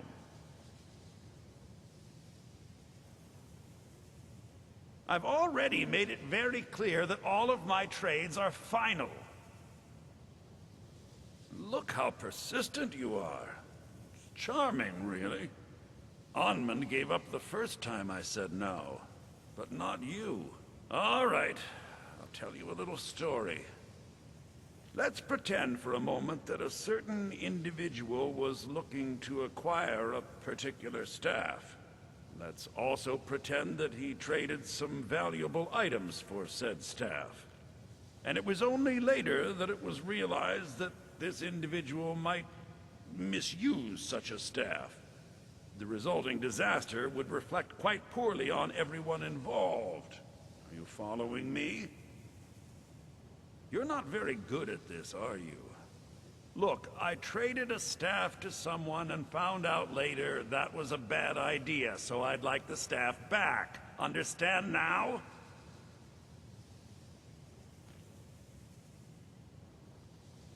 It's an entirely different situation. I don't expect you to comprehend the nuances of these matters. Regardless, I'm making you a very simple offer. You get me the staff, and I give you Onmund's precious amulet. Do we have a deal? Yes. I thought we'd gotten past that bit already. Onmund's amulet in exchange for my staff. Finally, we have an agreement. I look forward to having it back soon. The sooner the better, in fact. All right, then.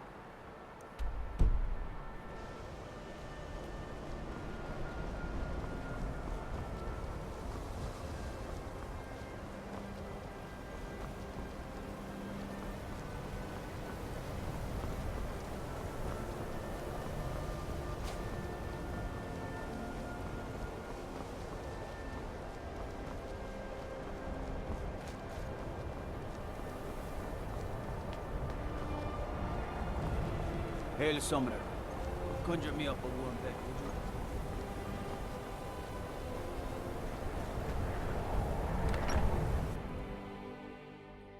Welcome. Let me know if you want. Think I got a clean mug around here somewhere.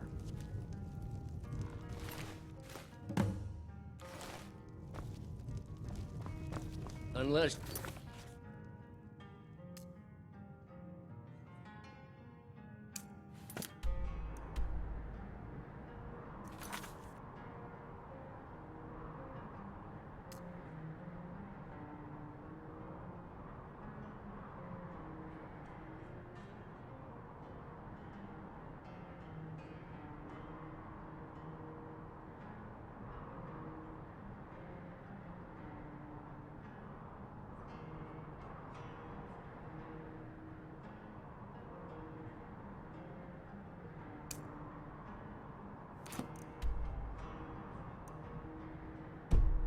bringing me another round, you can...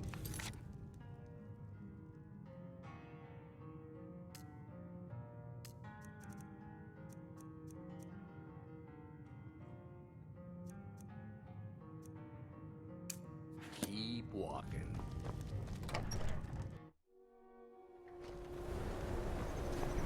The Imperials think we need their laws. You're the one cast those illusions. Impressive.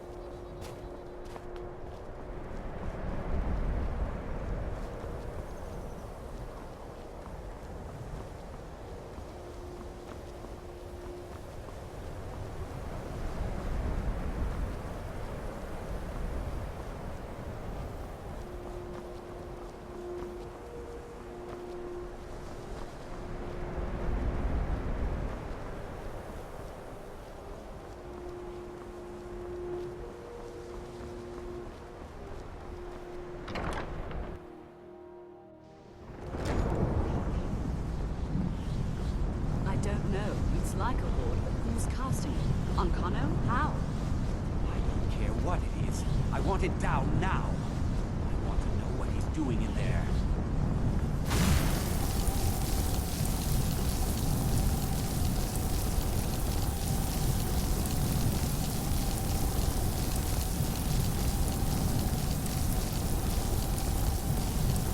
I don't know what he's doing, but he won't get away with it. Ancano, he's in there doing something. Don't know what. We're trying to get in now. I will have his head for this, I assure you. Help take this down, will you? We're throwing everything we can at it.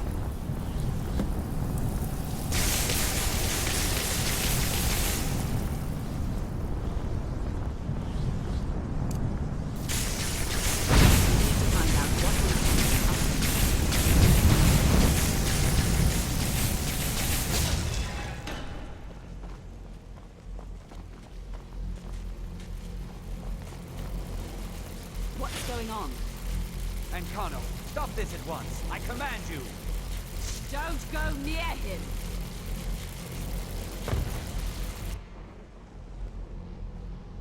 Are you all right? Can you walk? I need you on your feet. We're in trouble here. Ancano is doing something with that thing, the eye. We can't stop him. I haven't seen Savo since the explosion. He must have been blown clear, and he may be injured. I need you to find the Archmage, and I need you to do it quickly. Get moving. I'll be fine. I just need a minute to catch my breath. Find Savos.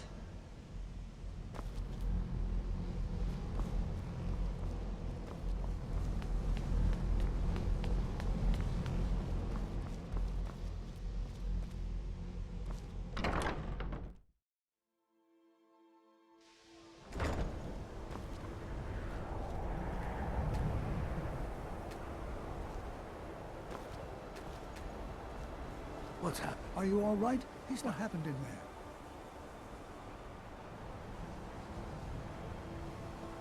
By the Nine, is he responsible for this? The Archmage? Dead? There's more. Something's happened to Winterhold. It must be whatever Ancano did. You need to get out there and make sure it's safe. Quickly now, quickly. I'll find Mirabelle and see if we can't put a stop to this. Is he dead? I hope this isn't something I did.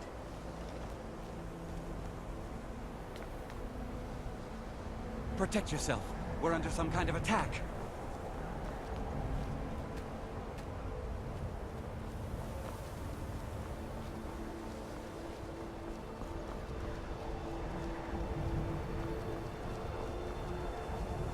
What's going on? What happened in there?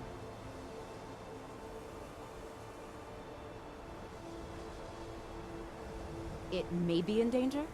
Take a look. I don't think there's much question. Let's get down there. We have to do something. Come on, Arneal. Let's go. We have to? They'd never lift a finger to help us.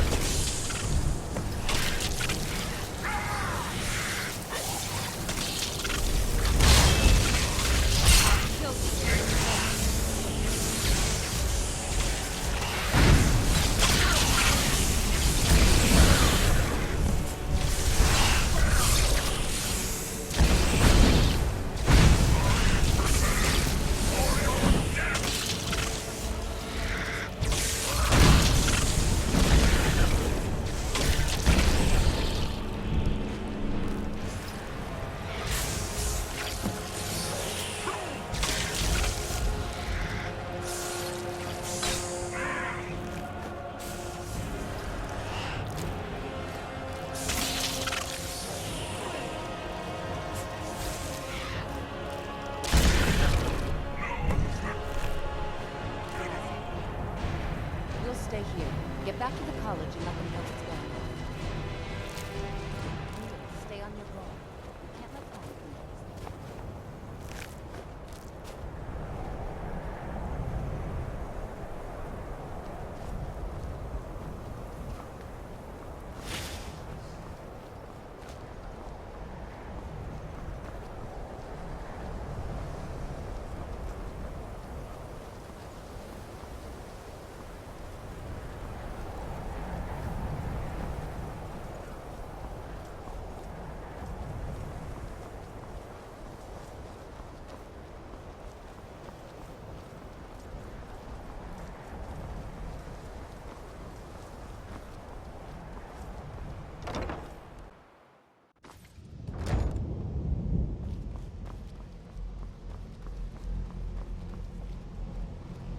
Well, is everything out there all right?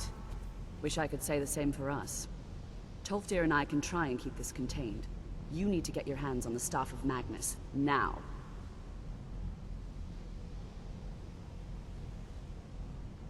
I've got to stay here to see if we can get to Onkono and stop this. I need someone I can trust to do it. Besides, you're the one having all of these visions, aren't you? You were told to find it, weren't you? If the stories about the staff are true, if it really can absorb a tremendous amount of power, maybe we can break through Onkono's magic. What? Are you sure? The staff is there. That can't be a coincidence.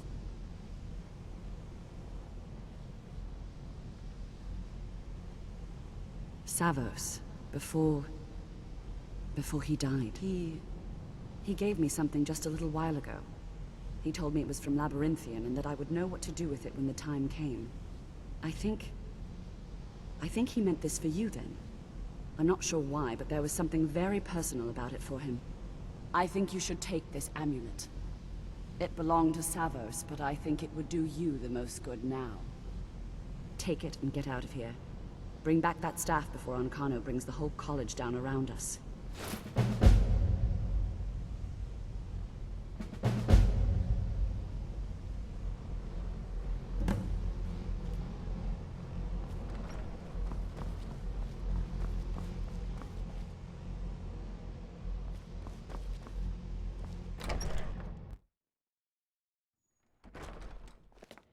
I can't lose all my research. There has to be a way to save the college.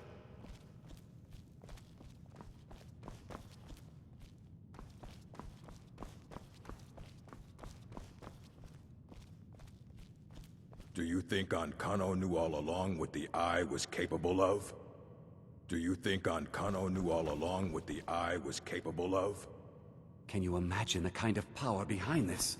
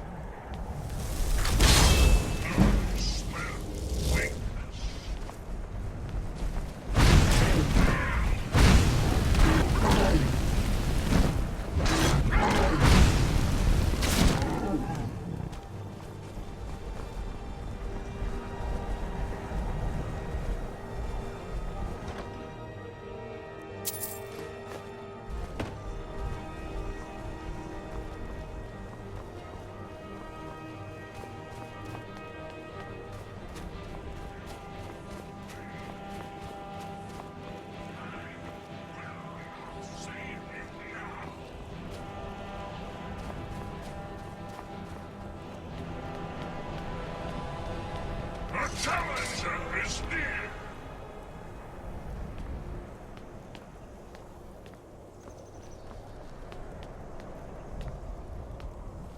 Quiet again.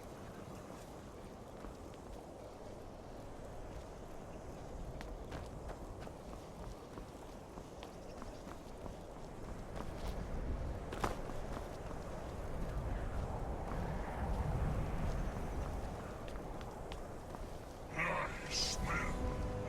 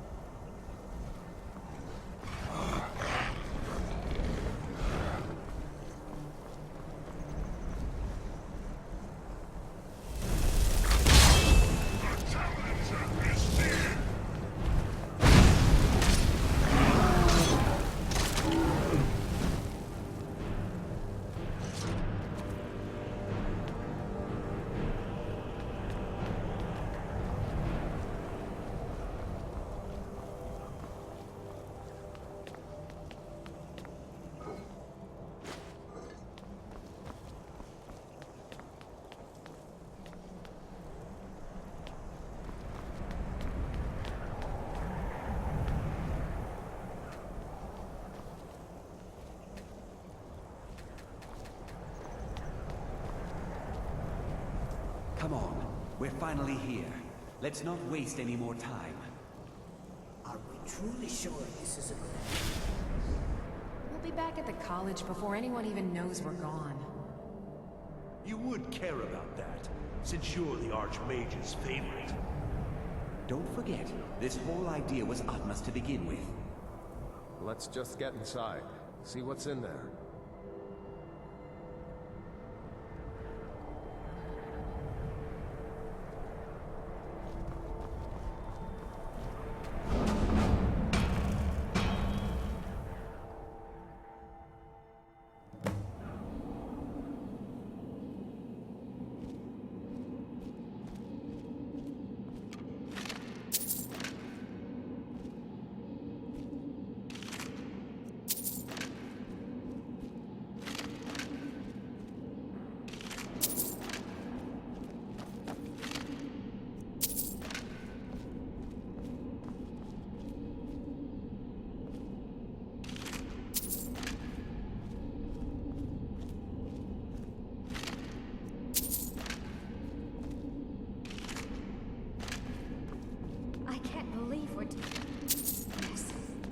Can you imagine the looks on their faces when we come back? You keep talking like you're sure we'll find something useful in here. Given the history of this place, it's more than likely there's some amount of power here. Enchanted weapons, tomes of ancient knowledge, Shalador's secrets themselves. Who knows what we could find? And what if there are things guarding this place? Against 6 college-trained mages? I think we'll be fine.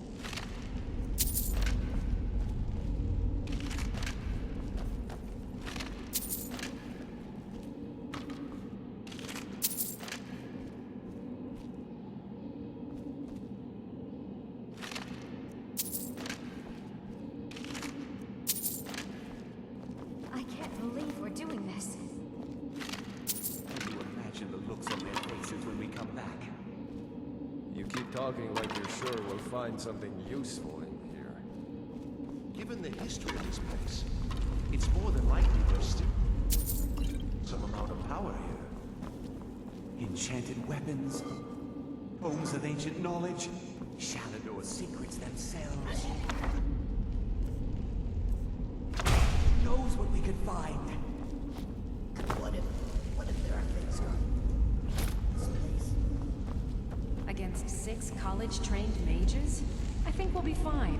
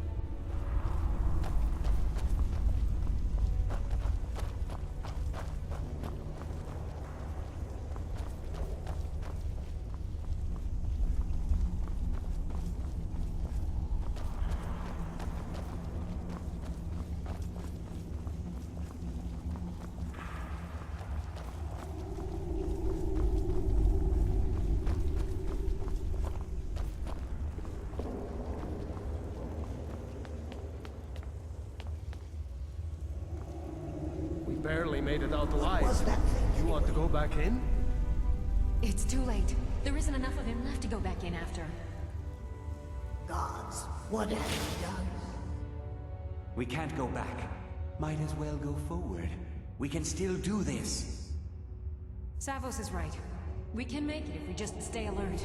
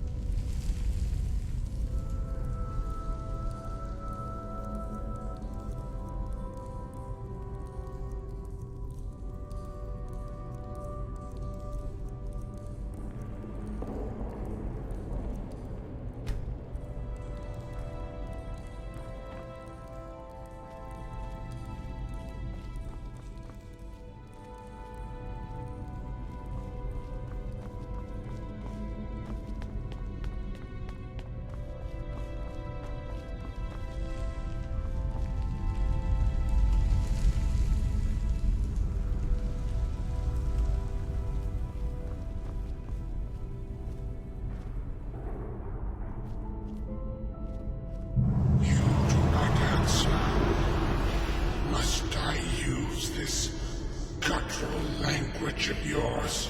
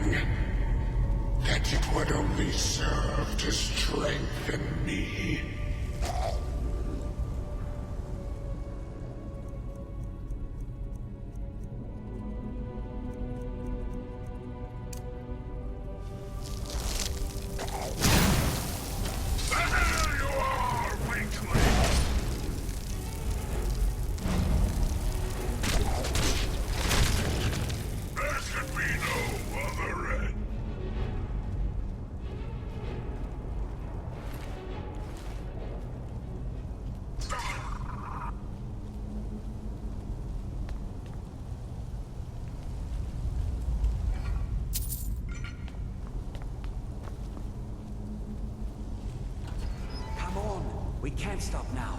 We have to keep moving. Where's Elvely? She was right behind me.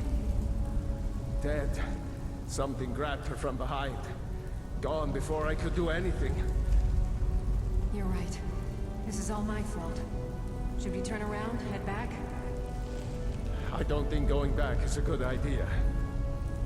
Going back would be the end of all of us. We keep pushing forward and we'll make it. We will! Come on, you can make it. Let's go.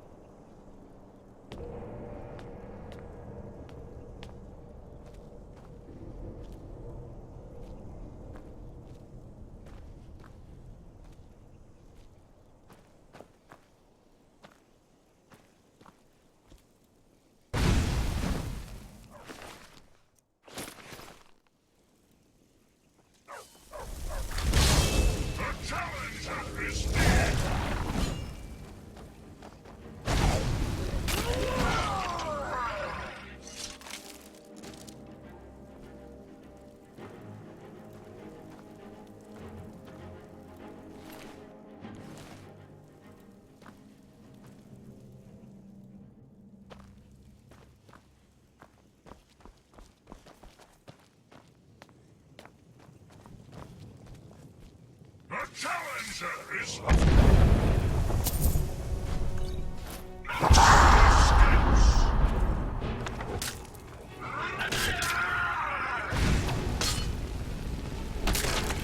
there can be no other end.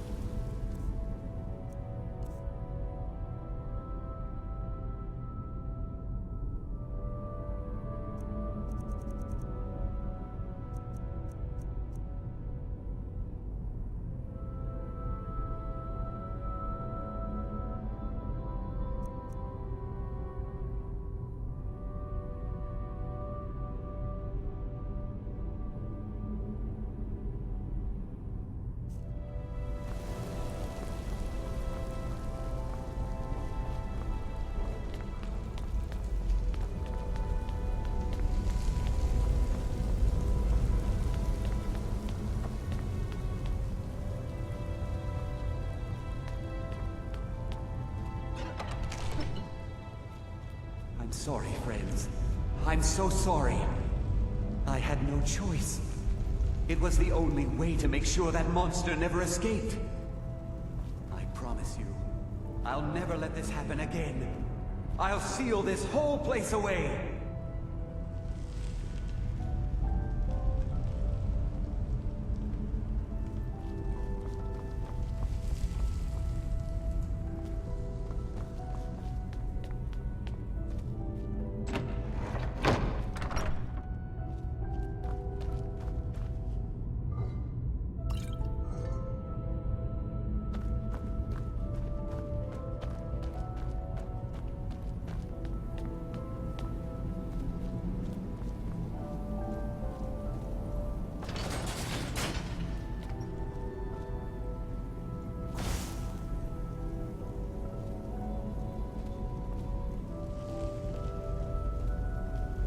So, you made it out of there alive. Ankano was right. You are dangerous. I'm afraid I'll have to take that stuff from you now. Ankano wants it kept safe. Oh, and he wants you dead. Nothing personal. You fool. You don't stand a chance. Never should have come here. You return.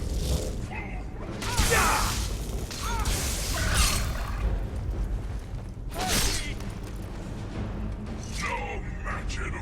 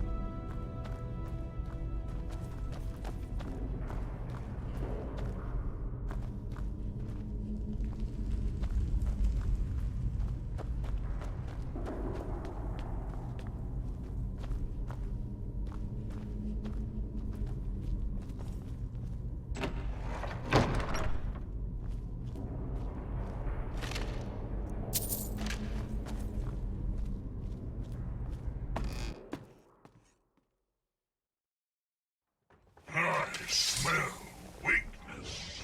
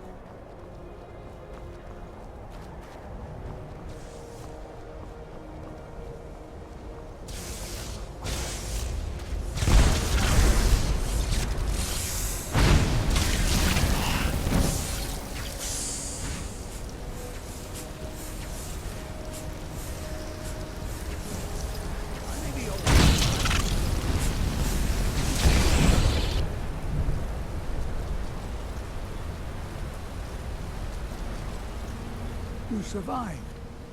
You have it then? Let's hope it's as powerful as the Psijics believe it to be. Look for yourself. Ankano's power is growing. We can't crack whatever magic he's using to shield himself. I hope your trip to Labyrinthium was worth it.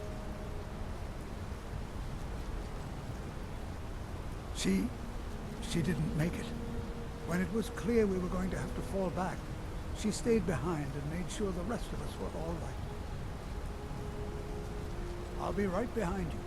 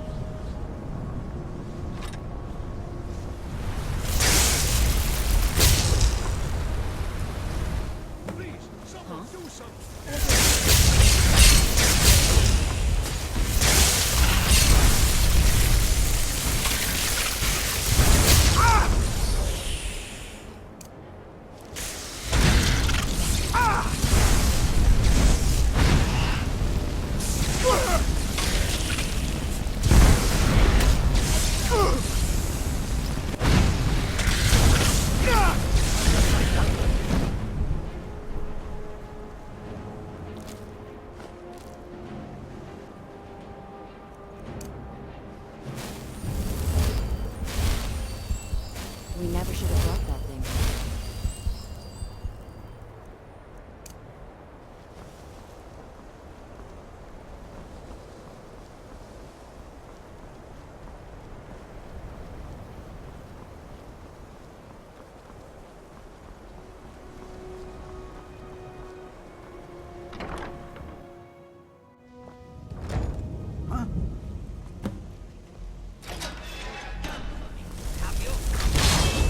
I don't know what you're up to? You think I can't destroy you? The power to unmake the world at my fingertips. And you think you can do anything about it?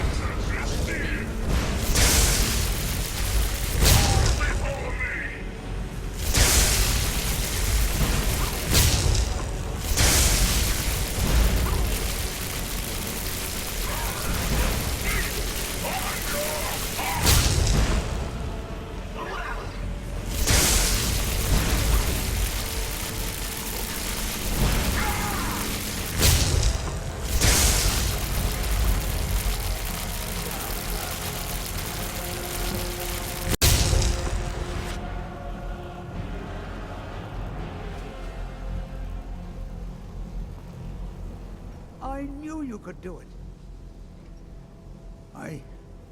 I don't know. Ancano is gone, but whatever he's done to the Eye doesn't seem to have stopped. I have no idea what to do.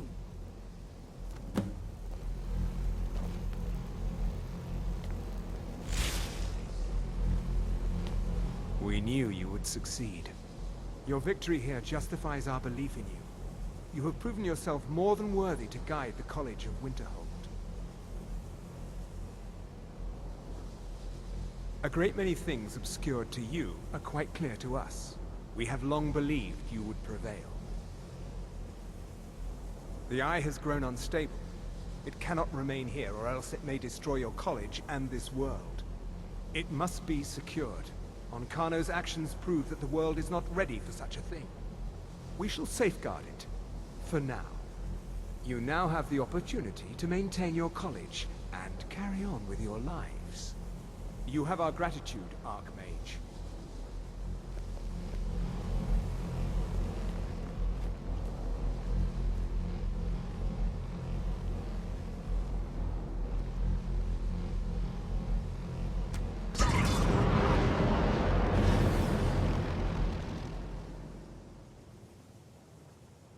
You've done it. The college is safe again thanks to your work. I knew you had it in you. I dare say the Psijics are right. There's no one more deserving to be Archmage, in my opinion. Here, consider these yours, and the Archmage's quarters as well. I shall be here for advice, should you need me.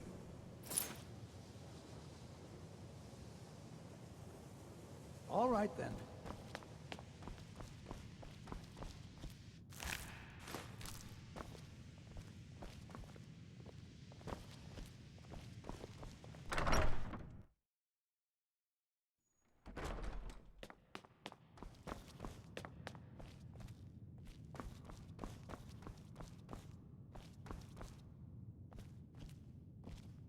Divine smile on you, friend.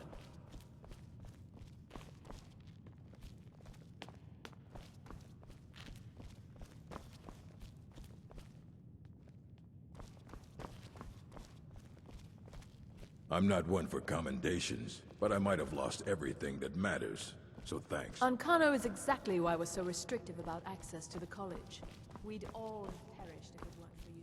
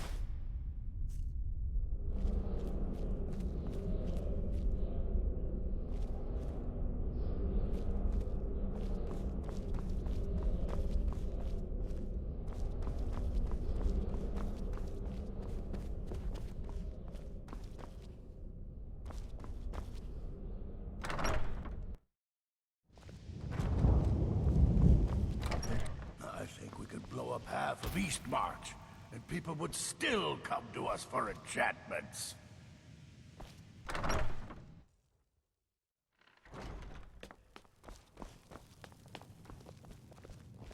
We have survived difficult times, and are better mages for it. We owe you that, Archmage. Thank you. The local Nords may not like us very much, but they don't seem to mind having access to enchanted weapons and armor. Nasty business with that Ancano fellow. Pity that I was unable to assist, but I was otherwise occupied. There are few places where one can pursue my type of work without fear of persecution. You've already learned all I can teach you. Now, if you'll excuse me.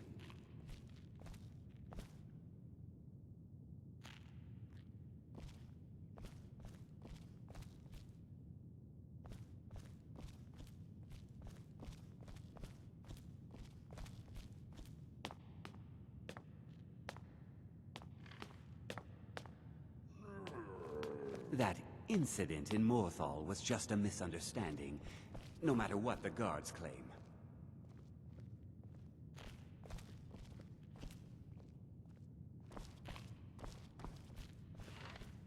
I'm sure you've made note of who's been the most helpful during your time here, Archmage.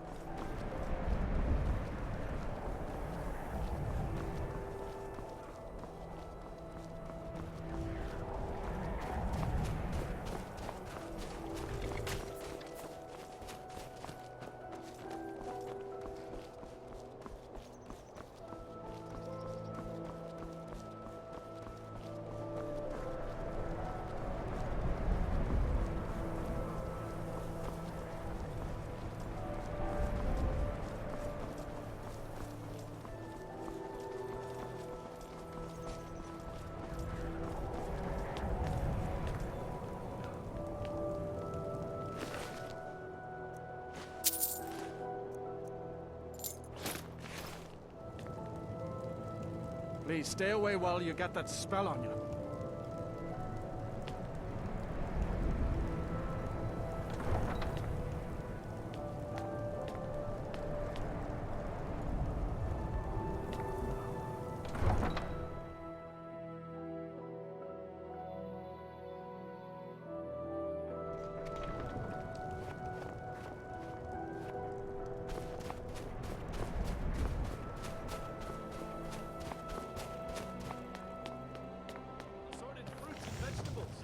Delicious and affordable.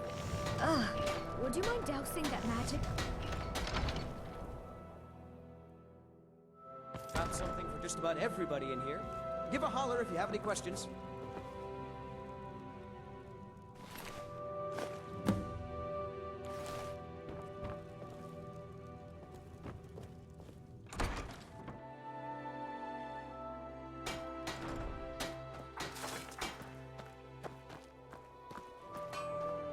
I don't haggle. If you want a lower price, look elsewhere.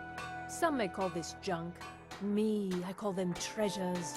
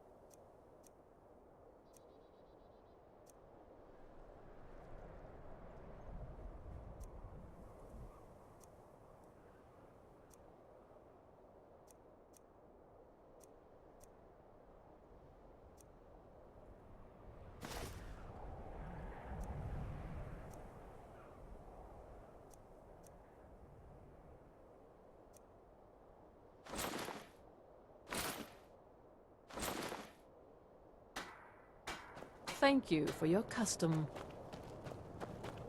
I own Hollyfrost Farm outside the city. It's honest work.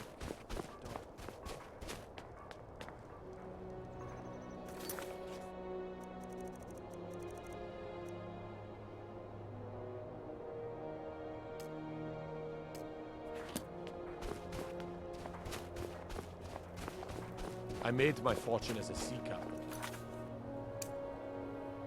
But now I'm retired. Yes? Skyrim. Hey! Watch what you're doing!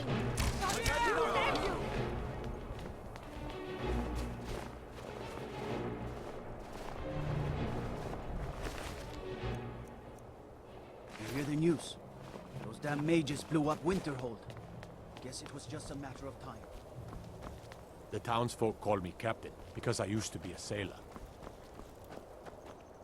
Word is the College of Mages is back to normal, if there's such a thing for that lot.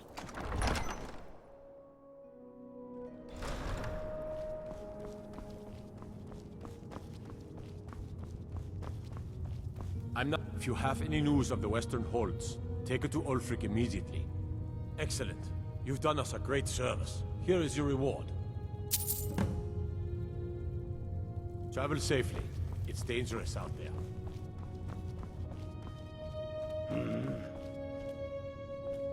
Yes? Make it quick. I'm a busy man. Is that so? I've been wondering when he'd come around. Oh. What's this? You're quite brave to carry such a message. It's a pity you've chosen the wrong side. You can return this axe to the man who sent it, and tell him he should prepare to entertain visitors. I expect a great deal of excitement in the city of Whiterun in the near future.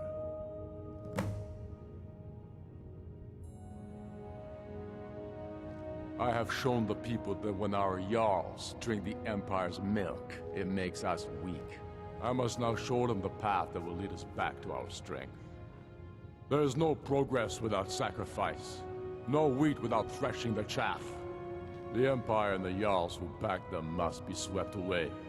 The people demand it. I demand it. Oh? True, I may meet my end in a dark alley with a dagger in my back. But the people have seen the truth, and they will not back down. Sooner than you think. I think you might be in the wrong place, friend. I've spent my life serving Talos. I don't plan to stop now, no matter what the Empire says. Hey.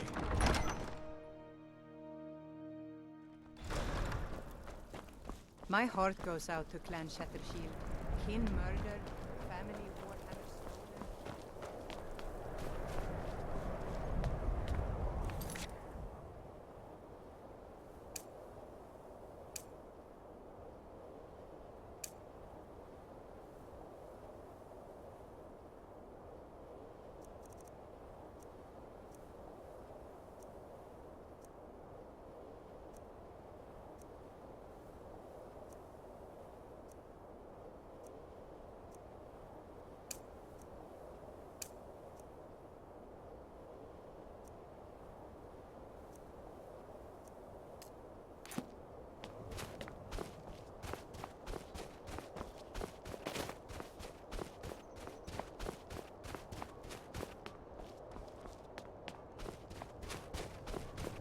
Spare a coin for a poor...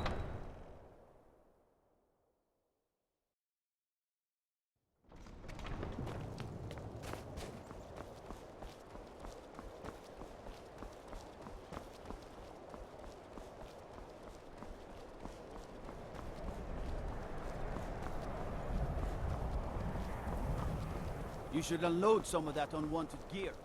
Head over to Sardin's used wares.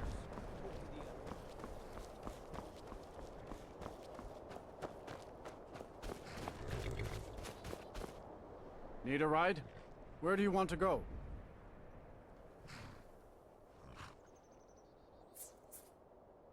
Climb and back, and we'll be off. You'll want to watch yourself in Riften. A lot of ways to get yourself in trouble in that town. Oh, there once was a...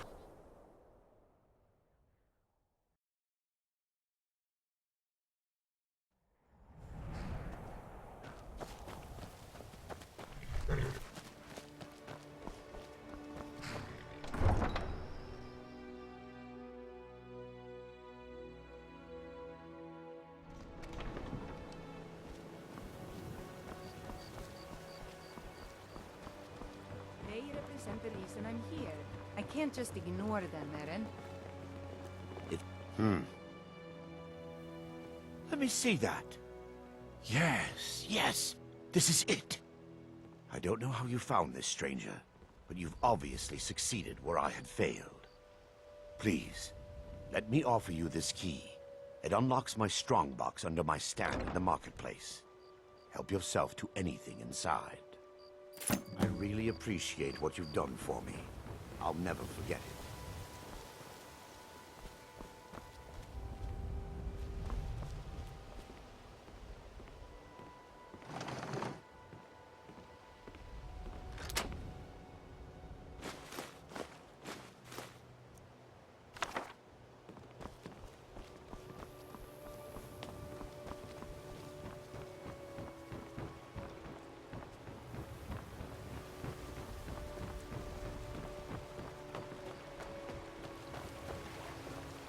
Come see me in the market if you're looking for the finest custom jewelry in all of Skyrim. Perfect. Melting this down will give me plenty of gold for those necklaces I started. Safe travels, Landstrider.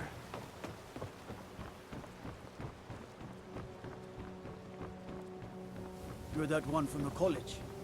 Heard about you.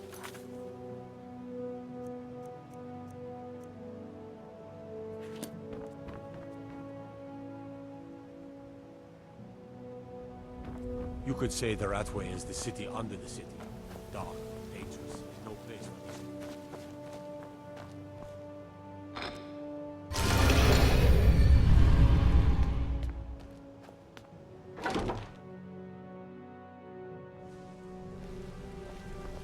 You want to talk to me? Okay. Gullumai give up any information on our buyer? No, it can't be. I haven't heard that name in decades.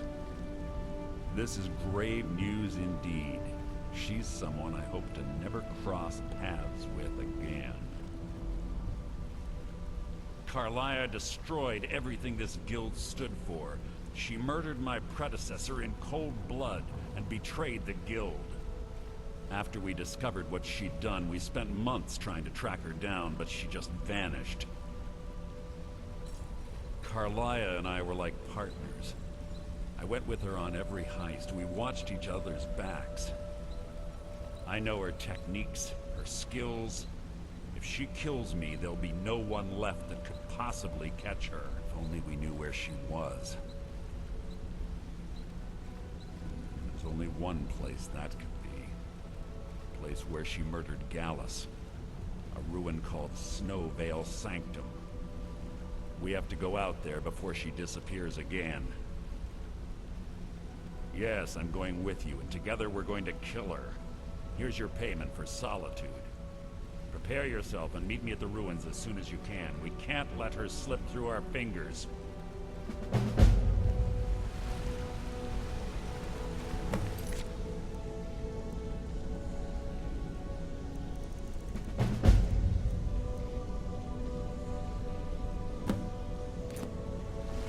Yeah, I guess I have a minute. What do you want?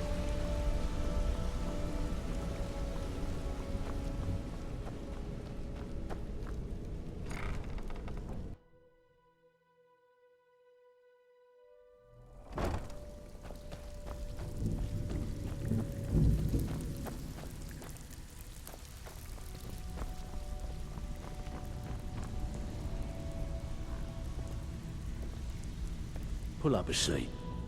Have a drink. Good job. Now, here's your part of the deal. All right? Anything in particular strike your fancy?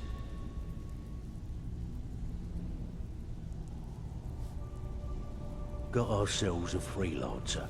Thinks he can muscle in on our territory. How about you teach him some manners, eh? Here's everything you need. You get caught, but we've never heard of you.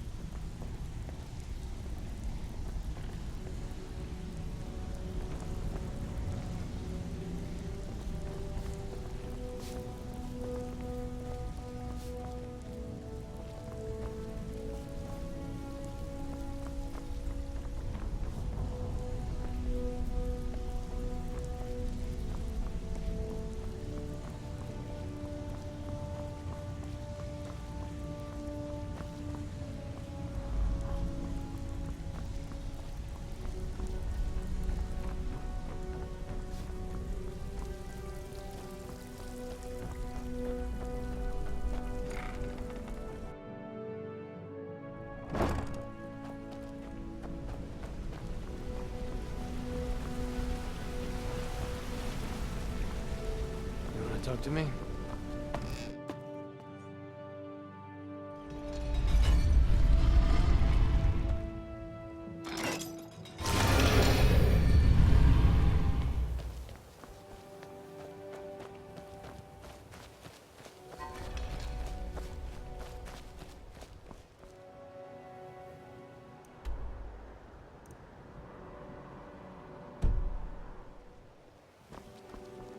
I mostly deal with petty thievery and drunken brawls. Been too long since we've had a good bandit raid.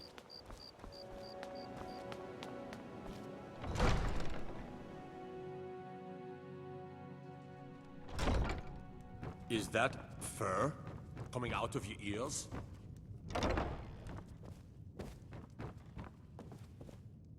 I know you. Where was it? Huh. Oh! You were getting something for me. Items? What items? Let me see those. I'm I'm not sure how you managed it, but these are exactly what I need to start my next set of experiments. Wonderful! Well, at least allow me to reward you for your uncanny foresight.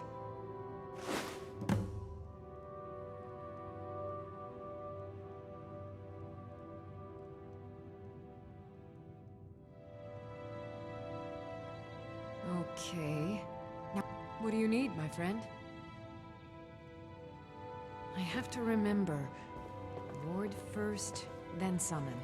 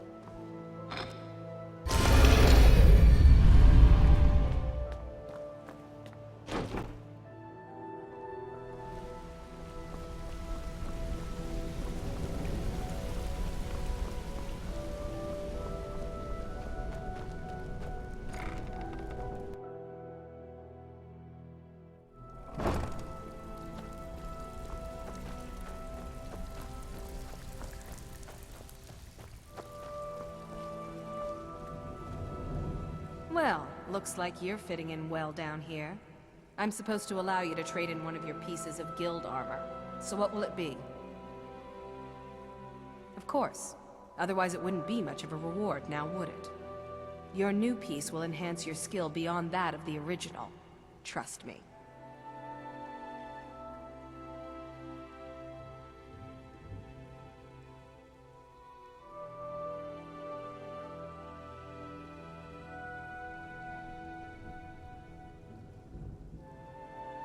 Are you sure? Once I exchange it for you, I'm not taking it back. Unless you want to sell it at a discount, of course. Okay, there you go.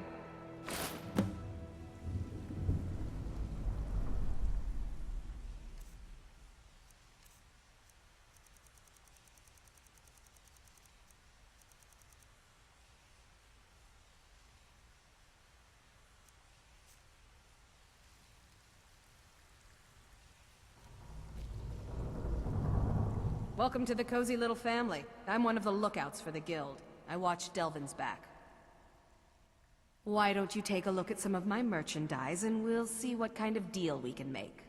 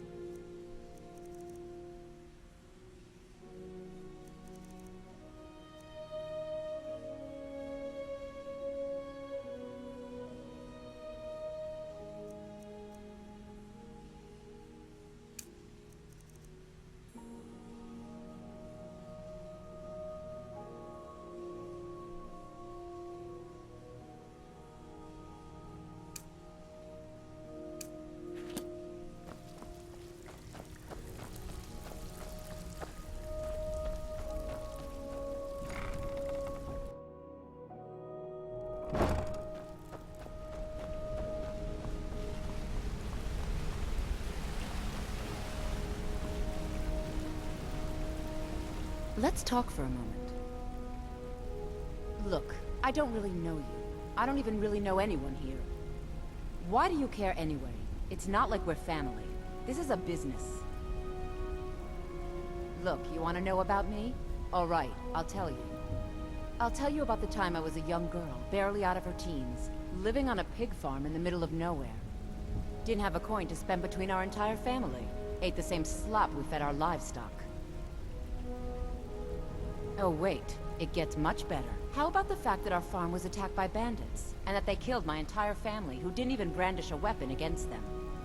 Here's the best part. They took me as a prize and violated me for a fortnight. Tossed me from bandit to bandit like... It's fine. I had to tell someone, I suppose. Carrying around a weight like that, it hurts after a while.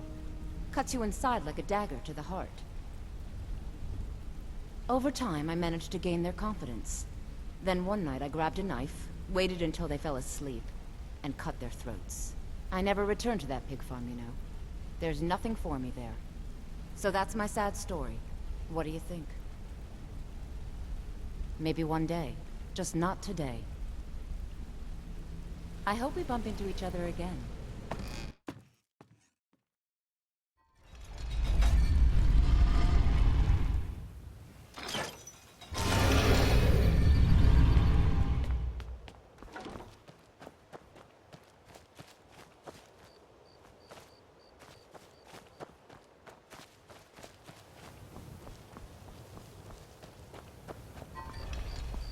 There's fine steel at the Scorched Hammer, if you fancy a new blade.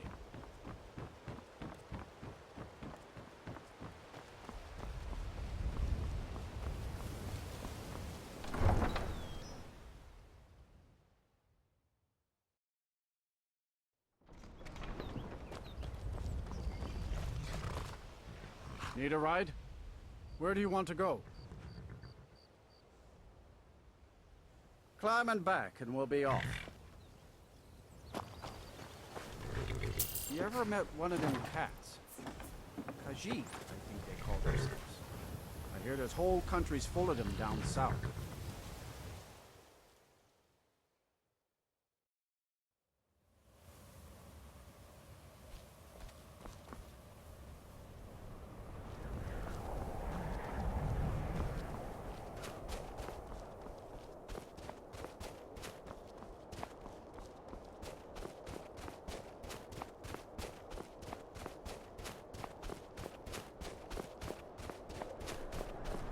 They say that vampires attacked the Hall of the Vigilant. Burned it to the ground. Never heard of vampires.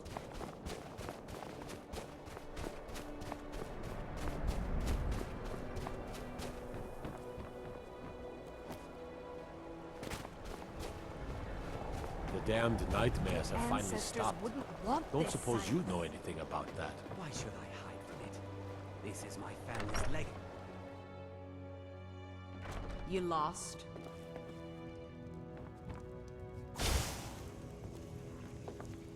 What are you doing?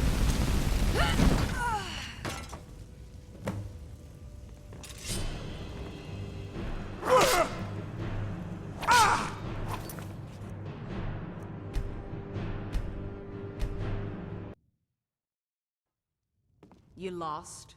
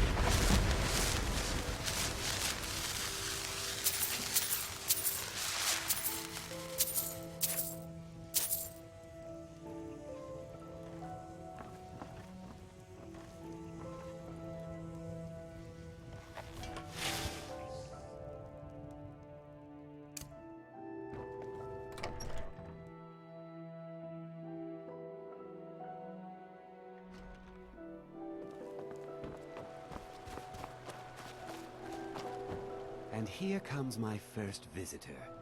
The Museum of the Mythic Dawn is open, friend.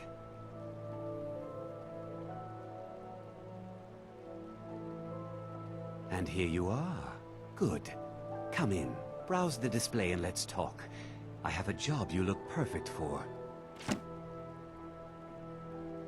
Let's talk inside.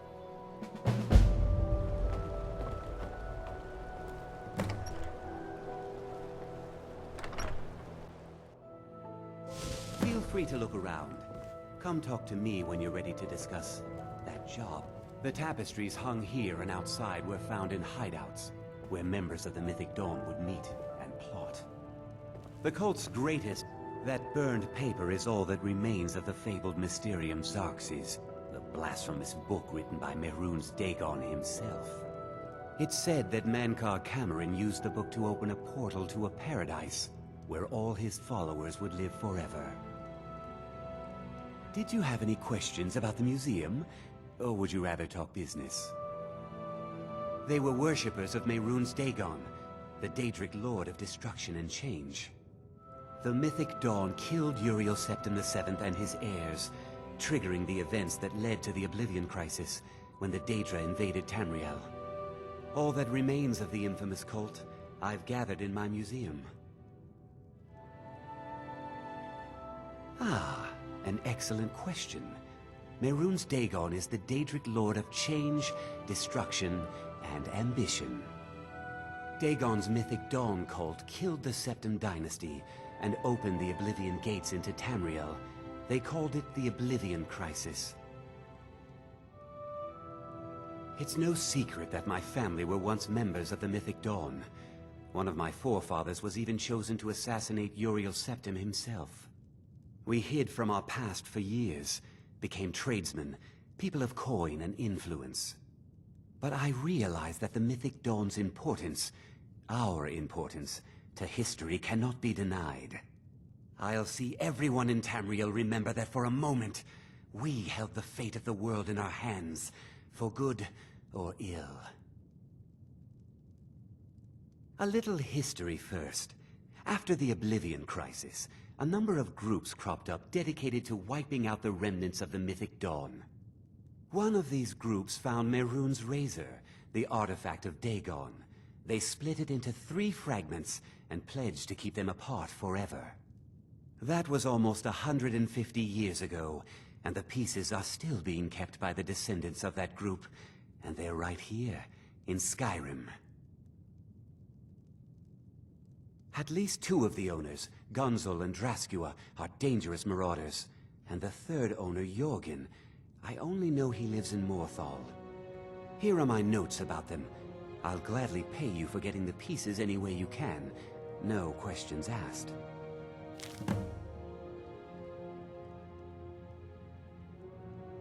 The razor is Mehrunes Dagon's personal artifact. It has always heralded bloody change and carnage. It's held many names. Dagger of the Final Wounds, Bane of the Righteous, the Kingslayer. The Mythic Dawn worshipped Dagon as a god. Having his razor would be invaluable to my collection. Good luck finding the fragments.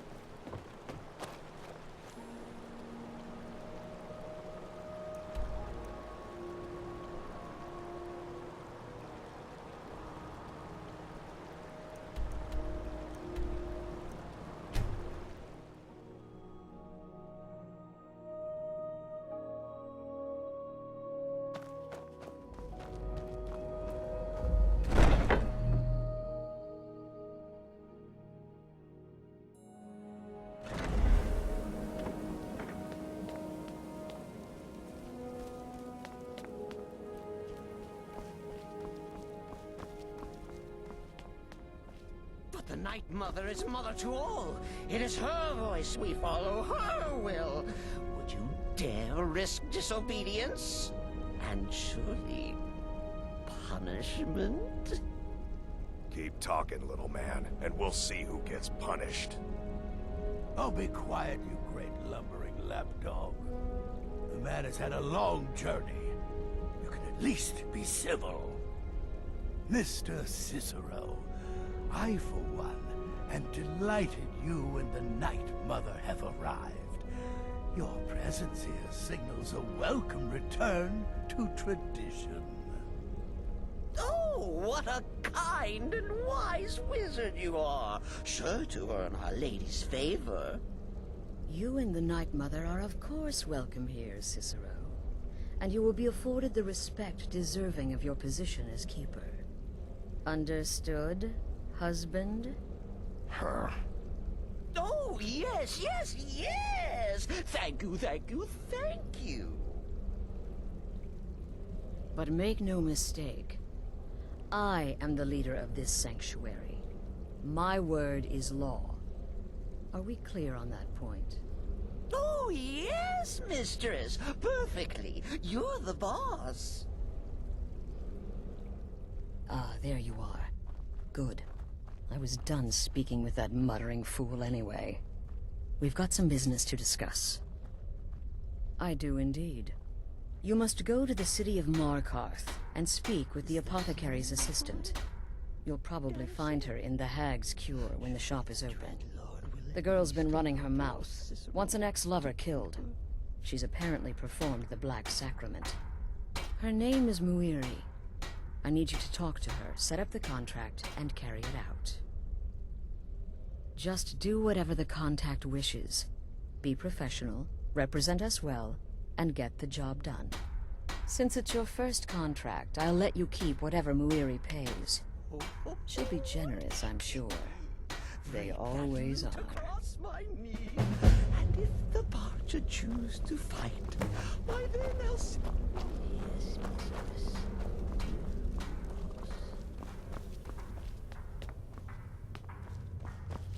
How went your meeting with Enodius Papias? I see you're back from Dawnstar. Baytild lies dead, I hope? Good. And I hope you were careful in that lumber mill. Those splinters and rusty nails can be quite nasty. Your payment for a job well done.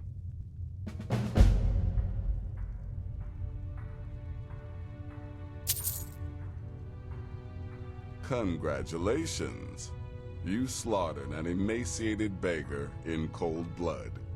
You are truly an opponent to be feared. Here's your payment.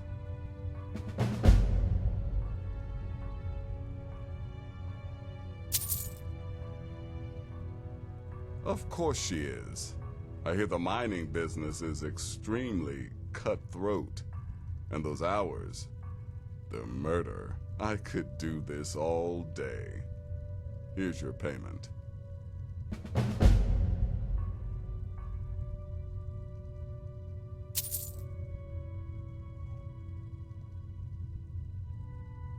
I'm sorry I don't. Come see me again later.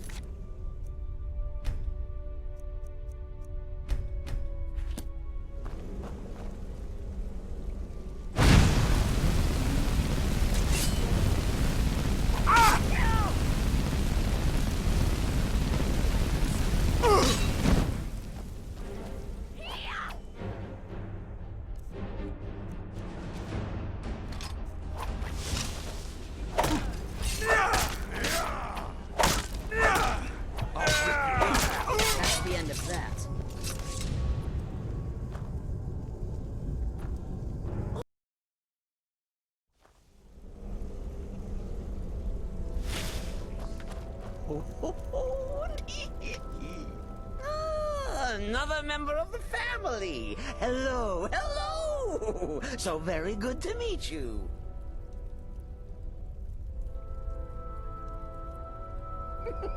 Tisk. Do you mistrust poor Cicero?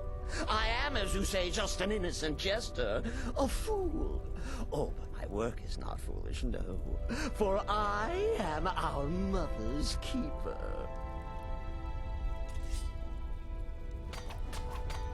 The Night Mother's crypt in Breville was desecrated. The Imperial province is ravaged by strife. Nowhere there is safe at present. So Cicero brought Our Lady to her new home. Here, this is the only sanctuary left in all of Skyrim, you see. Such was my honor as keeper.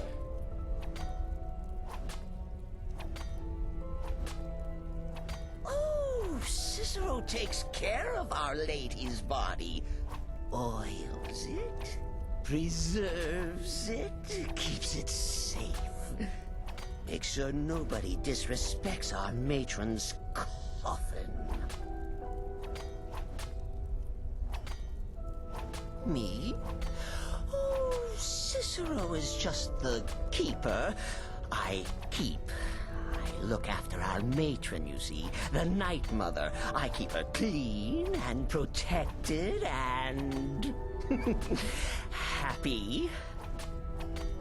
But I am not the listener. Oh, no. There is no listener. Not yet. But someday, I pray that one will come to hear her say the words.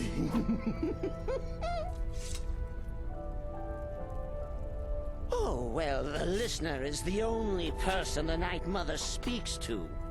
It is the highest honor attainable by a member of the Dark Brotherhood. Though, of course, Our Lady is dead, so she doesn't talk with words, since her lips are rotted. But inside the listener's head, I hear it's intimate. Ah, but there has not been a listener in years and years. Our Lady has not chosen Cicero, and certainly not Astrid, or anyone. But someday.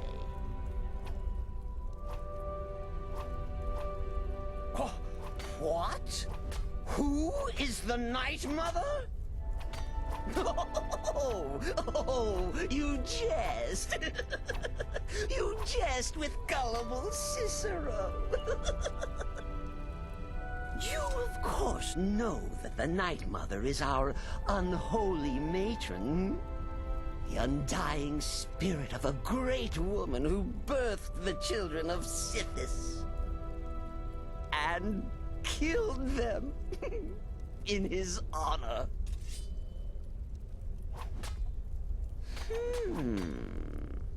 That's like telling you about the cold of space or terror of midnight.